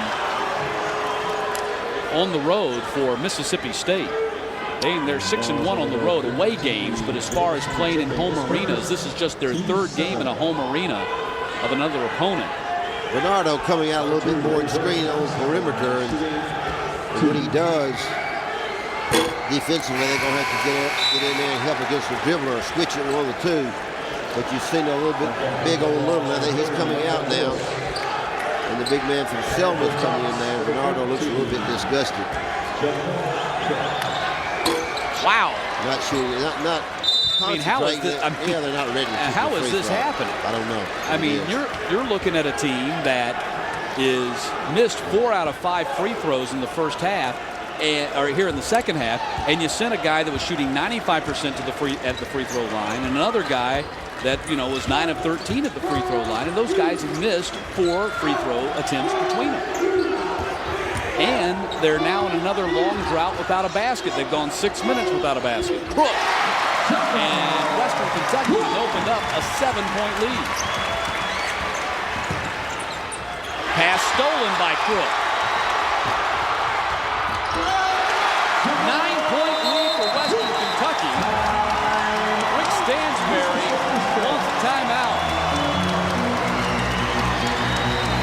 Well, you can credit this good defensive effort, especially this right here that we're looking at. A good defensive effort, good hustle by Western Kentucky team. Cook got that basketball on the steal and laid it in, and they've got the momentum and the crowd and everybody else going on their side. Coach, what's happened to Mississippi State's offense? This is a team averaging 76 points per game. They are number 1 in the nation, or number 5 in the nation at 10 threes a game, number 1 in the SEC at that number. And you made a statement a minute ago when you said that Ken McDonald told you today they will try to take away the 3. And that's exactly what they've done. They've really gotten after him pretty heavy and made it pretty difficult. So I think you've got to give Western a lot of credit defensively. I think so. Heretofore, their worst 3-point shooting game had been their last one against San Diego State when they were 6 of 14. They are 3 of 13 right now. They had a 10-minute scoring drought, field goal drought, I should say, in the first half, and they have a current drought of over 5 minutes right now. We're talking about they've gone 15 minutes in this game, and right now we're talking about a game that's been 28 minutes long, 15 minutes out of 28 minutes where they didn't even score a basket. All right, you want the solution. The solution is that Mississippi State needs to be a little bit more patient. They need to work the basketball, get their screen set up, and wait and get a little bit better 3 than they've been getting. They're a little bit impatient with the 3s. That's a hard thing to get the kids to do when you're down by 9. I understand that, but there's plenty of time here, 11 minutes to go in this basketball game. I know, but you as a coach have probably been in that position plenty of times where you're trying to convince the kids, look, you're down 9, we got plenty of time, and they're panicking. But Stewart got a great look right there. Yes, he did. And got a good screen, and they had that after a timeout. Rick did a nice job of getting them something. But I think if they're a little bit more patient, make the defense work a little bit harder, then they can get back in there. But you don't need to catch up all of a sudden. You just got to cut it. And of course, they got it, down to 7 points right now, but they got to take their time and do so. And Western doing a nice job as well offensively. Slaughter working against a double team. Ken McDonald says that's really one of the things that he has done so well. 3 on the shot clock. Crook forced that one. Bernardo got the rebound. Bad possession that time for Western. Good defense by the Bulldogs.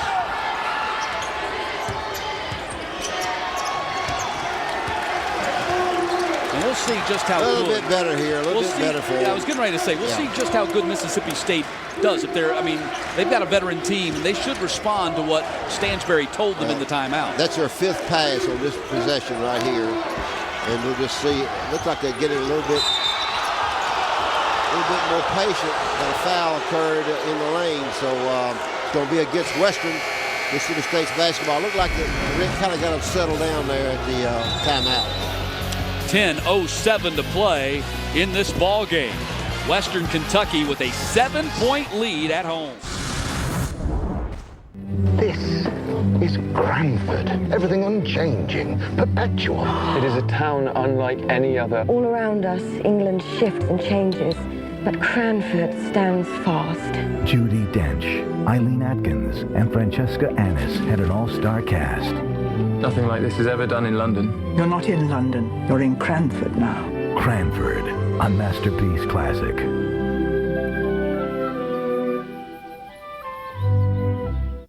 At WKU, students can get your real-life work experience.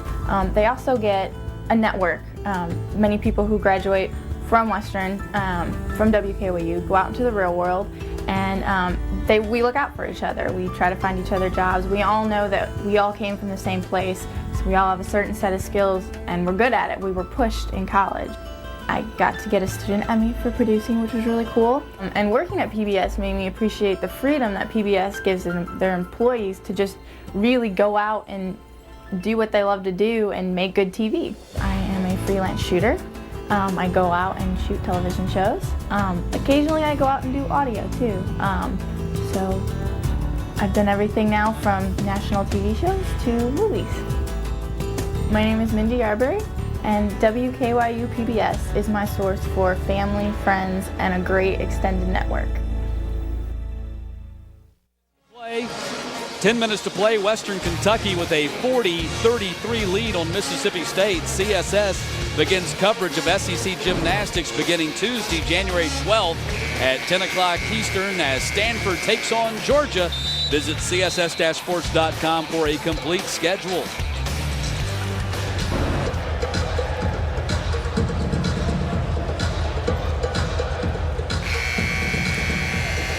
Ken McDonald's Western Kentucky Hilltoppers with a 40-33 lead on Mississippi State, and we're down to 10 minutes to play here.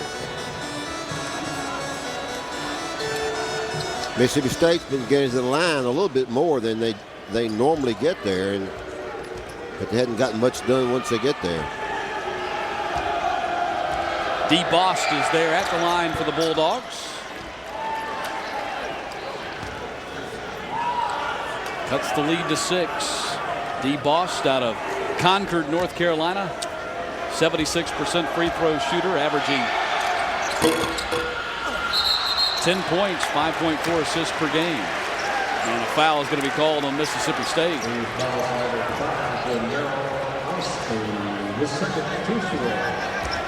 That foul called on Osby. 2-possession game as we click under 10 minutes to play here in the regulation at Diddle Arena. Inside they go Pettigrew. He's been the man for him. Nice cut by Evans and pass by Pettigrew. 8-point lead, largest of the night for the Hilltoppers.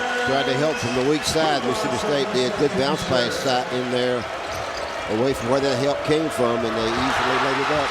Crook, another steal and the layup, and now a 10-point lead, the largest for the Hilltoppers.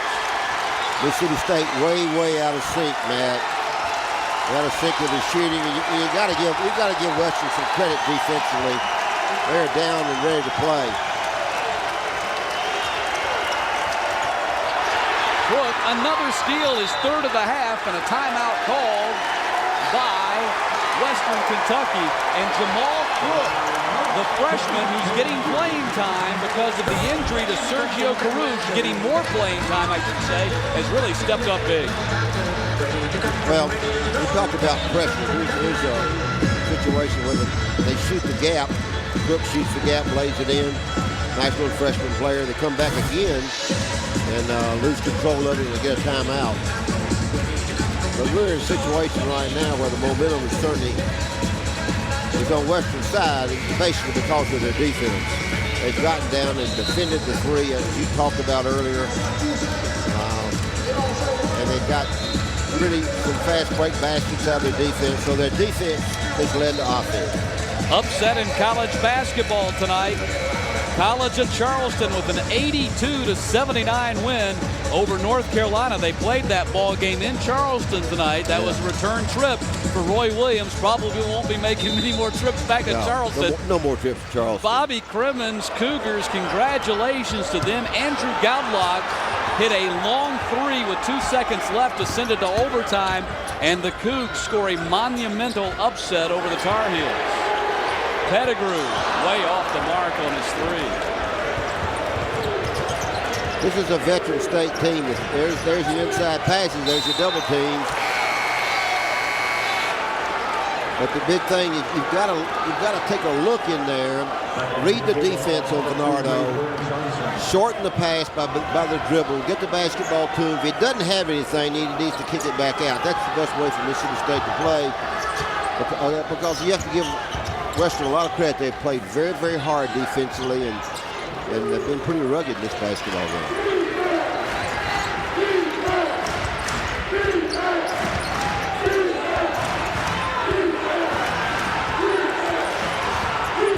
Less than 10 on the shot clock. Stewart, pass knocked out of bounds. 5 seconds on the shot clock as the Bulldogs will inbounds in front of their bench. No clear-cut passes, no clear-cut dribbling. They just have absolutely stymied them defensively.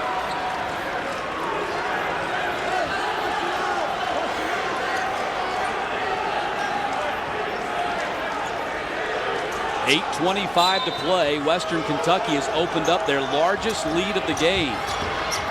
Inside they go. Phil Turner got fouled. He'll be at the line. Got the basketball down at the basket. Not very long, 5 seconds, and that was the correct pass to get that ball to the basket in one dribble, and the foul occurred. So good move by Mississippi State there. 6th all-time meeting between these two teams. Mississippi State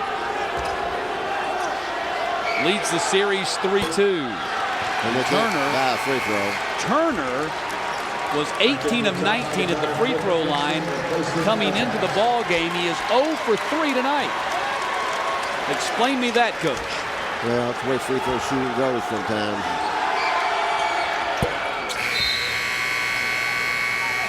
And a 9-point lead for Western Kentucky as Turner finally breaks his drought at the free throw line.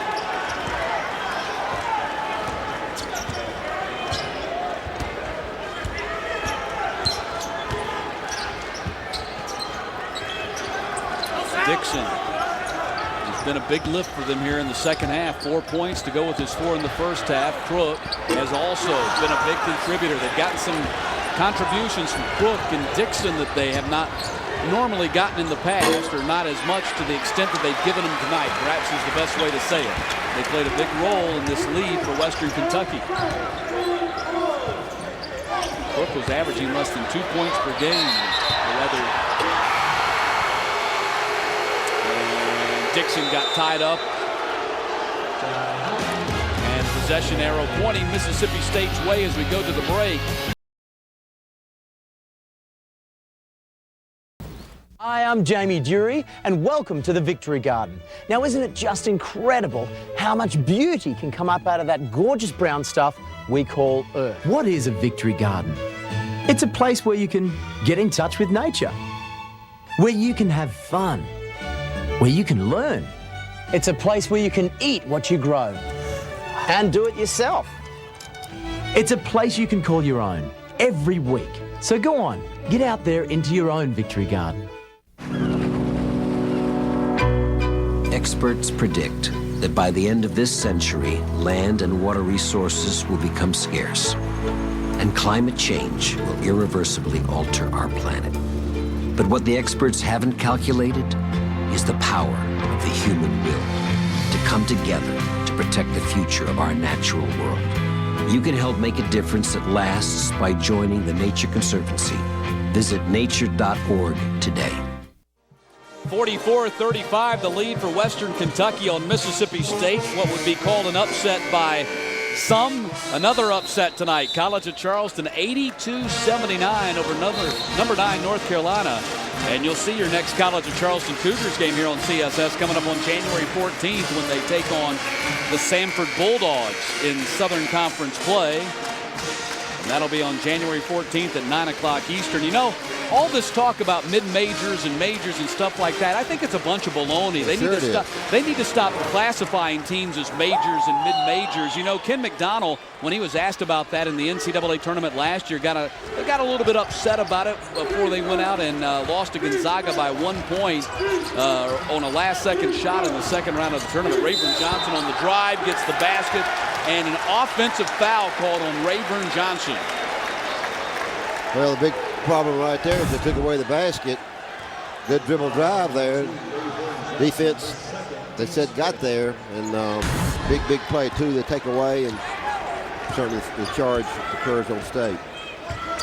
Well, McDonald, after his team had won their first-round game, getting ready to play Gonzaga in the second round, said, you know, we're not a mid-major by any stretch of the imagination. His boss got fouled on the play, and Boss will go to the line. In fact, he said, you know, this program's had 21 NCAA tournament appearances, and I kind of think for you to call us a mid-major, just the fact the mid-major term is a negative term and kind of a slap in the face to programs. Let me tell you something, Matt. You go on the road in the game of basketball, you can get that major and mid-major bull stuff. Yep. I'm going to tell you one thing.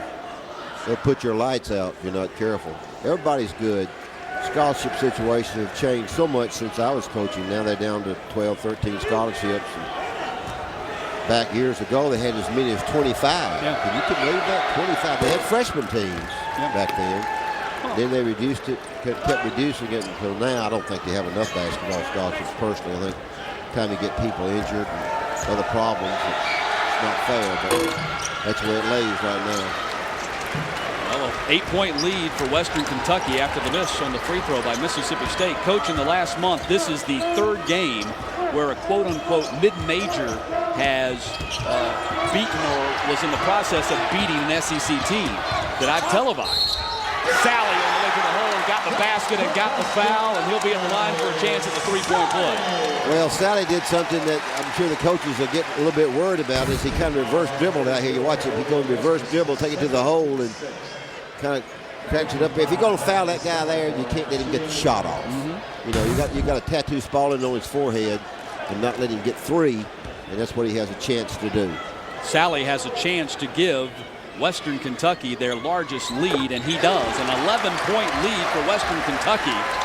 Just to finish the point, right here on CSS, in the last 3 weeks, we've seen Sam Houston win at Auburn. We've seen South Alabama win at Florida, and Boss got fouled before the shot. And right now we're seeing Western Kentucky beat Mississippi State by 11 on their home floor. And to take it one step further, don't know that you would put them Utah as a mid-major, but they're not one of the power conference schools. They beat LSU by 2 here on CSS in Baton Rouge on Saturday night. Well, you made the correct assumption. There's not any mid-majors anymore. Everybody's a major, and it's that way in basketball. It's that way in football. Signing's a completely different half in football now. 55 freshmen versus 25 now. So we got parity in college athletics. Boss with the free throw makes it a 9-point game. The 2 free throws. It's 47-38. But now time working against Mississippi State as we are under 7 minutes to play in this ball game.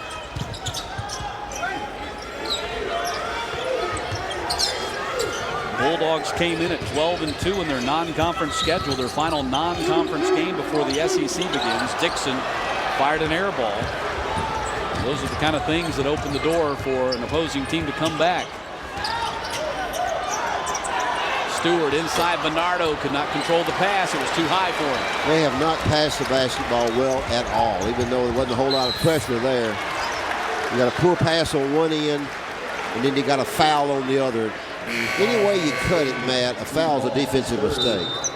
And, you know, there's a situation where the defense didn't get in front, and block was called after an errant pass down on the other end. So Mississippi State's ball handling has been suspect tonight. Mississippi State has committed 18 turnovers in this ball game, came in averaging 13 a game, which was the 5th fewest total in the SEC. This is back-to-back games where they've had that many turnovers. Had 18 in the last game out in San Diego, but they made the free throws down the stretch to pull that game out.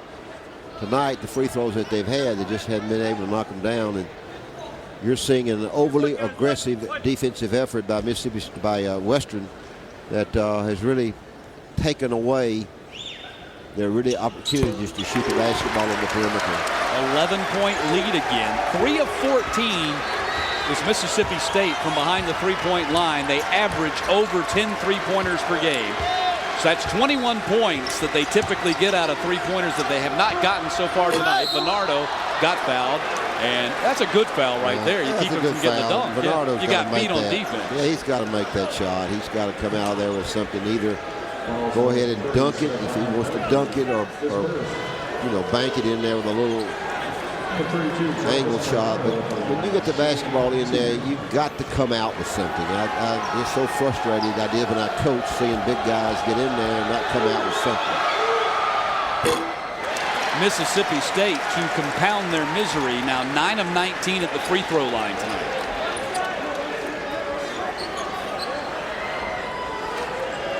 He does have a double-double tonight.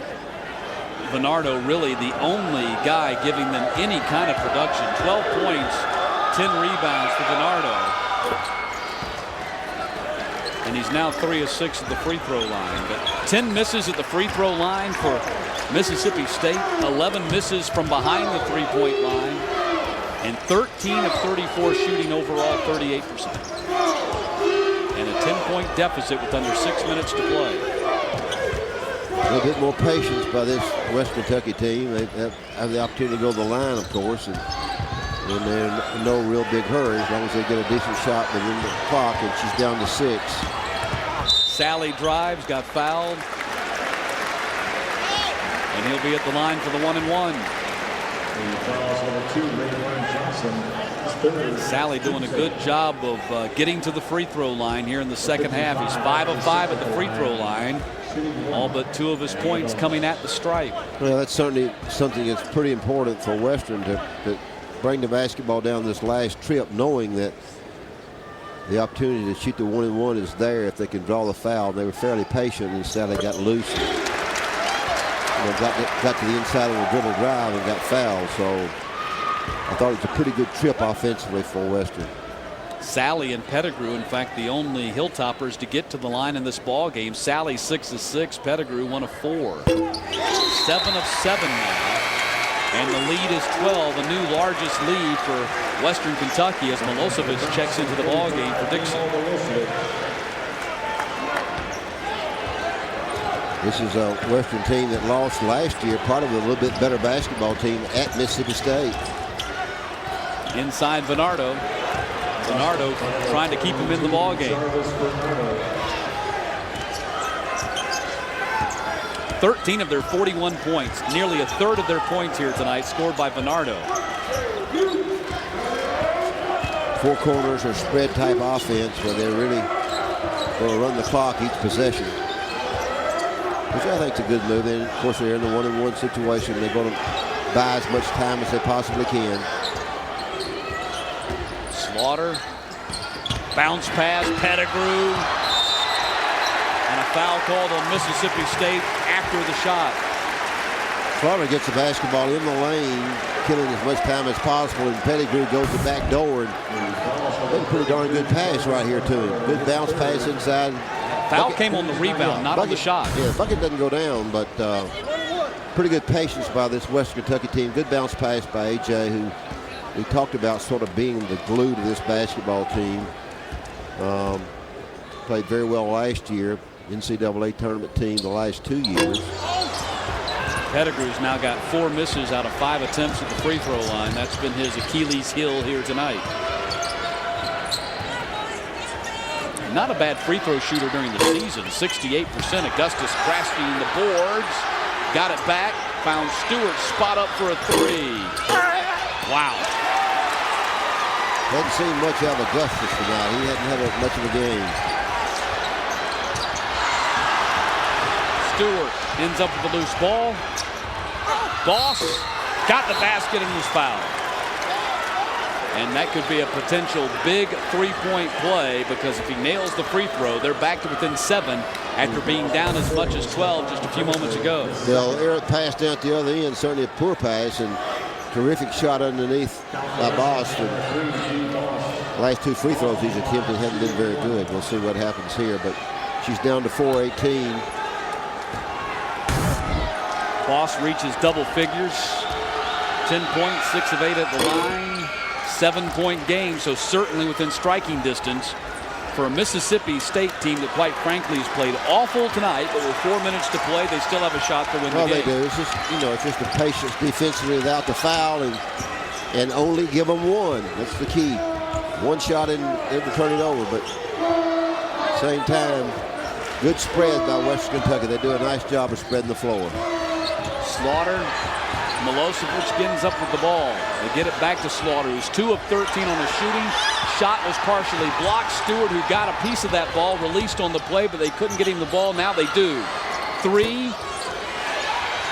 Johnson to the hole. Scoop shot. Put back. 3 attempts at the basket. None of them went down for the Bulldogs. Slaughter. Nice pass. Sally. Oh, can't get the finish. But Pettigrew will be at the line where he got fouled, and that's not a bad play by Mississippi State, because Pettigrew has struggled at the stripe here tonight. 3:32 to play. And Western Kentucky gunning for their 2nd win over an SEC team this season, and 3.5 minutes away from it. And so, my fellow Americans, ask not. An unusual group of almost all-white grade school students reunite in their 40s to discover how each of their lives had been profoundly impacted by their beloved African-American teacher, Mr. Bell. Only a reunion 35 years later could express the impact he had on their lives. Colorblind.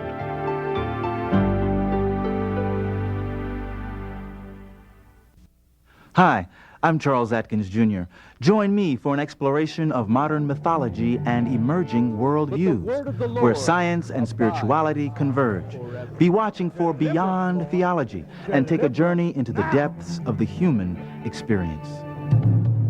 So we are then one with the entire universe. We are not separate from it.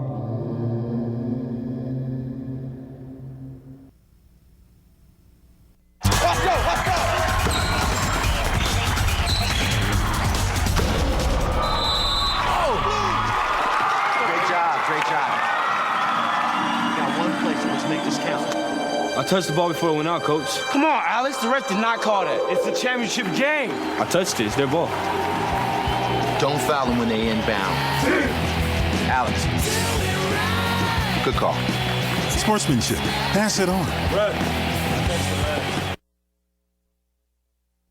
32 seconds to play. Western Kentucky with a 51-44 lead on Mississippi State. Updating your SEC non-conference scoreboard. As we told you earlier, Alabama, a 17-point winner over Toledo. LSU defeats Miss State 83-60 to snap the Tigers' 3-game losing streak. And Vanderbilt with a 63-49 lead on Middle Tennessee State. That's with 3:47 left in that ballgame. And it starts fast and furious this Saturday. All these basketball teams in the conference will be ready to go. Look at that. Bench points. Western Kentucky with 20 points from their bench tonight, and Mississippi State with just 1. And that was a Phil Turner free throw. And he's missed 3 free throws, which he's missed only 1 the entire season. Pettigrew leaned that one in, didn't he? Yeah, he did. Downwind caught it. Just his 2nd free throw of the night. He's got 15 points, and he's tied with Bernardo for the game-high honors. He's an aggressive kid. He makes a lot of things happen. Some are good and some are bad. Actually, that was his 16th, and now that was his 17th. So he is the leading scorer among both teams here tonight, and it gives Western Kentucky a 9-point lead again.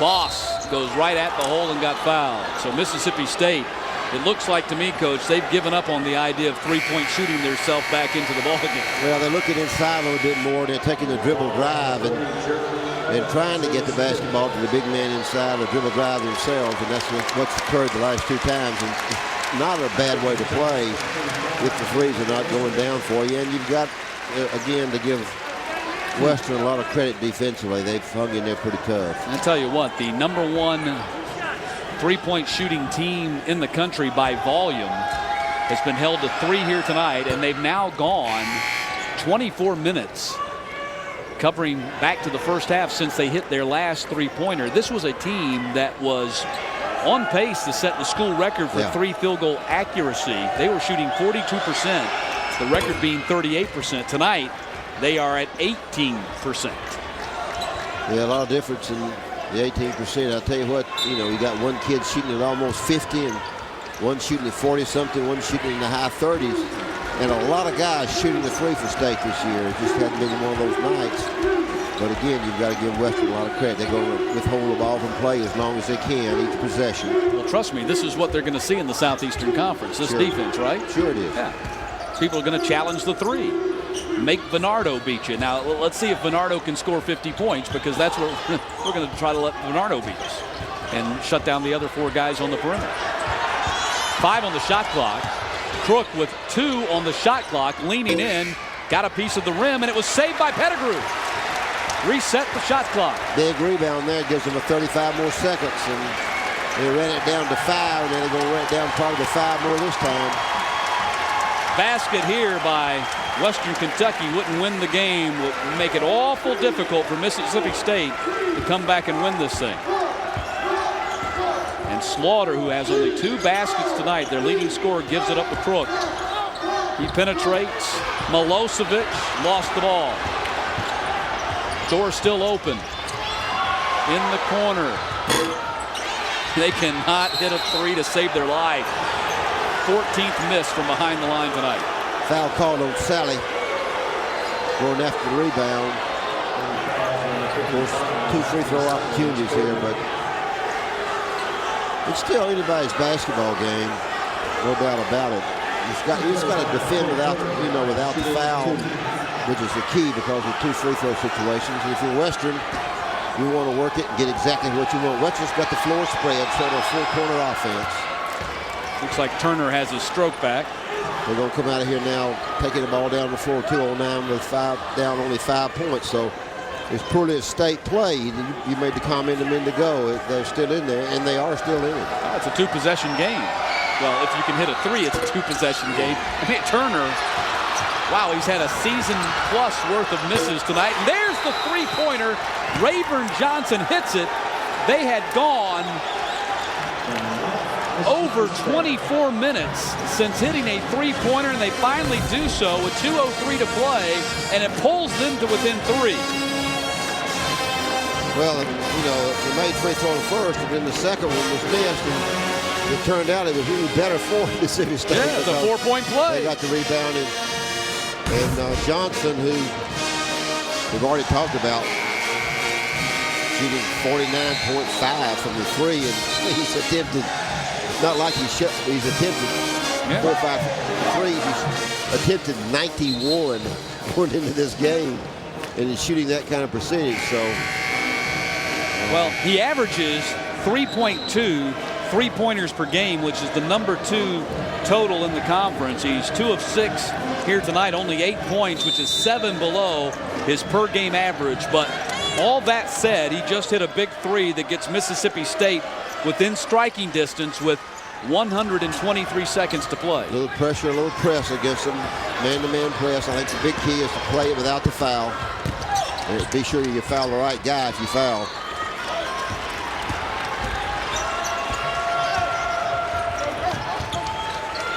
Let's see if Slaughter can do something for this team down the stretch. Picked up his dribble, had no place to go with it, gets it back. And missed the runner. They didn't have much going that trip. Not much screens. Ahead to Stewart. Stewart fouled. He'll be at the line. Chance to cut it to 1. Meantime, Slaughter now 2 of 15. Well, I tell you what, you got to give credit. We've talked about how the offenses have really struggled here, and the defenses had a lot to do with it. Both coaches told me these were the #1 things we want to do, and both of them have done that. Mississippi State wanted to stop Slaughter. In the words of Rick Stansbury, cut off the head of the snake. Yeah. And they have done that. And they've held Western Kentucky to 53, which is no great total. And then on the other hand, Ken McDonald wanted to slow down their 3, make them go inside, deny them the 3, and they've done that. And that's why we got a 53-50 game with 90 seconds to play. Tune in Mondays at 10:30 Eastern for The Ride on CSS. Join former NFL players and coaches as they take 8 under-the-radar high school quarterbacks through a journey of development for a shot at playing in the U.S. Army All-American Bowl. The Ride, Mondays, 10:30 Eastern on CSS.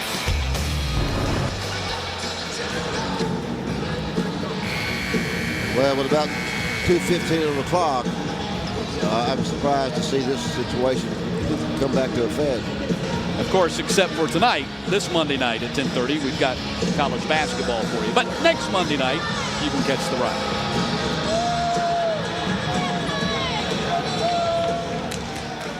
All free throws are big, but these are particularly big.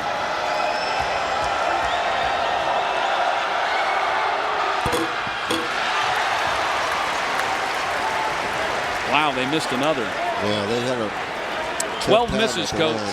12 misses at the free throw line tonight.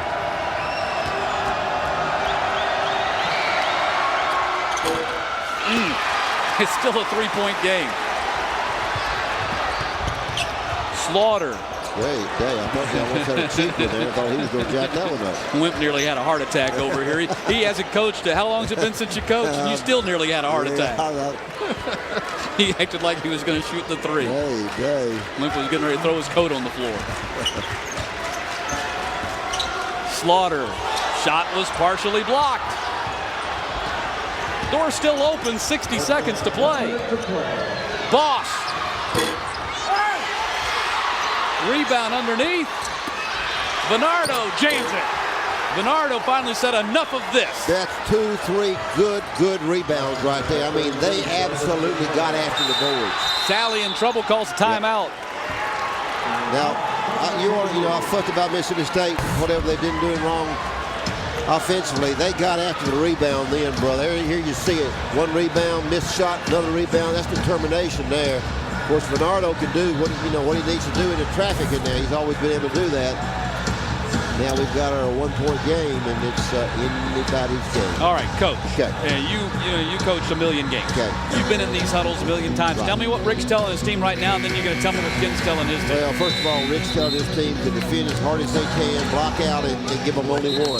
The important thing is for Ken McDonald to have something to run to either get a good shot, or draw the foul to the right person. The right person's got to have the basketball, whatever he wants to run. First of all, they're going to have to beat the pressure here. And after they do that, they're going to have to get something good. They got plenty of time, 48 seconds. They don't have to hurry. Exactly what they want. They'll want to run it down where they have to force it, but they want to get what they want. Mississippi State's going to have the last look. A difference of 15 seconds, game clock and shot clock. As we talked about, Sally struggling a little bit against pressure. We'll see what happens here. But Sally has been money at the line, 7 of 7. So expect Slaughter or Sally to handle the ball, and if Pettigrew touches it, they foul him immediately, I bet. Slaughter, kick out. Sally, way off the mark. Boss the ball. 16 seconds, lost out of bounds. Last touch by Western Kentucky. Coach, down by as much as 12 here in the second half. Mississippi State has the ball and a chance to win the game. Mississippi State did a good job defensively. Western Kentucky could not get themselves into any kind of rhythm offensively. They ended up taking a pretty much an ill-advised shot by Sally that wasn't a very good shot. And naturally, it's a scramble for the rebound, Matt, and Mississippi State comes out with it. A lot of time left, 16.3. I would imagine that they'll try to take this basketball inside to Bernardo if they can and draw the foul to get him an easy shot. I don't think they'll come down and jack. All they got to do is take the last shot in this basketball game if they want to take it, or at least get the foul by Western. So what happened to Western Kentucky's 12-point lead? Well, they've gone 7 minutes without a basket. Well, they withheld it from play, Matt, which wasn't a bad thing to do, but they didn't get any results out of it. They ran the clock down but didn't get anything. Now, Western's not going to pressure them here, so they're going to pick them up at midcourt. And I don't know about this. They better get to them. We'll see. Mississippi State's going. I wouldn't shoot the last shot. I would put it on the glass and try to get Bernardo to get a second one. Boss, inside they go. There Bernardo. Goes, as I said. Bernardo gets it up, missed. Rebound, Sally fouled with 3 seconds, and Sally will have a chance to give them a 3-point lead at the line. Well, they did exactly what we thought they would do. They got the basketball inside to Bernardo. He doesn't get a very good look here. And when it comes off with a foul on Mississippi State. So they're going to take their guys off the line, which is probably a pretty good idea with 3 seconds on the clock. 1-point lead. Mississippi State needs to lay somebody out to 10-second line. They need to throw the long pass to midcourt in one pass if he makes both of these. It is the double bonus. Sally hits one more. They got to send something. They're going to send Johnson out. They're going to send Johnson out. He's to the wrong side. He needs to come to this side. They're going to try to send him out, throw the long pass to him for the 3. Sally can guarantee that they won't lose it in regulation. If he hits this one, he does. And Mississippi State uses their last timeout. Well, it'll be interesting to see. Here's one of two things, Matt. Do you defend the man out of bounds with the ball? A lot of people will put a real call guy on him. That way he's not able to see. Block his passing. I see some people who take the guy and don't play him at all. And that way it's the only time in the game, Matt, where you've got 5 against 4. You got 5 players on defense and only 4 on offense. The guy out of bounds doesn't count. Let's take a good look, the viewing audience, and see if, number 1, they put a big guy on Mississippi State, or if they don't put anybody at all on. Now you have a team full of 3-point shooters for Mississippi State, and that's the good news. I think Dixon's going to be the guy who guards the guy out of bounds with the ball. The thing he has to do, he cannot go out of bounds and guard. If he does, it's a technical foul.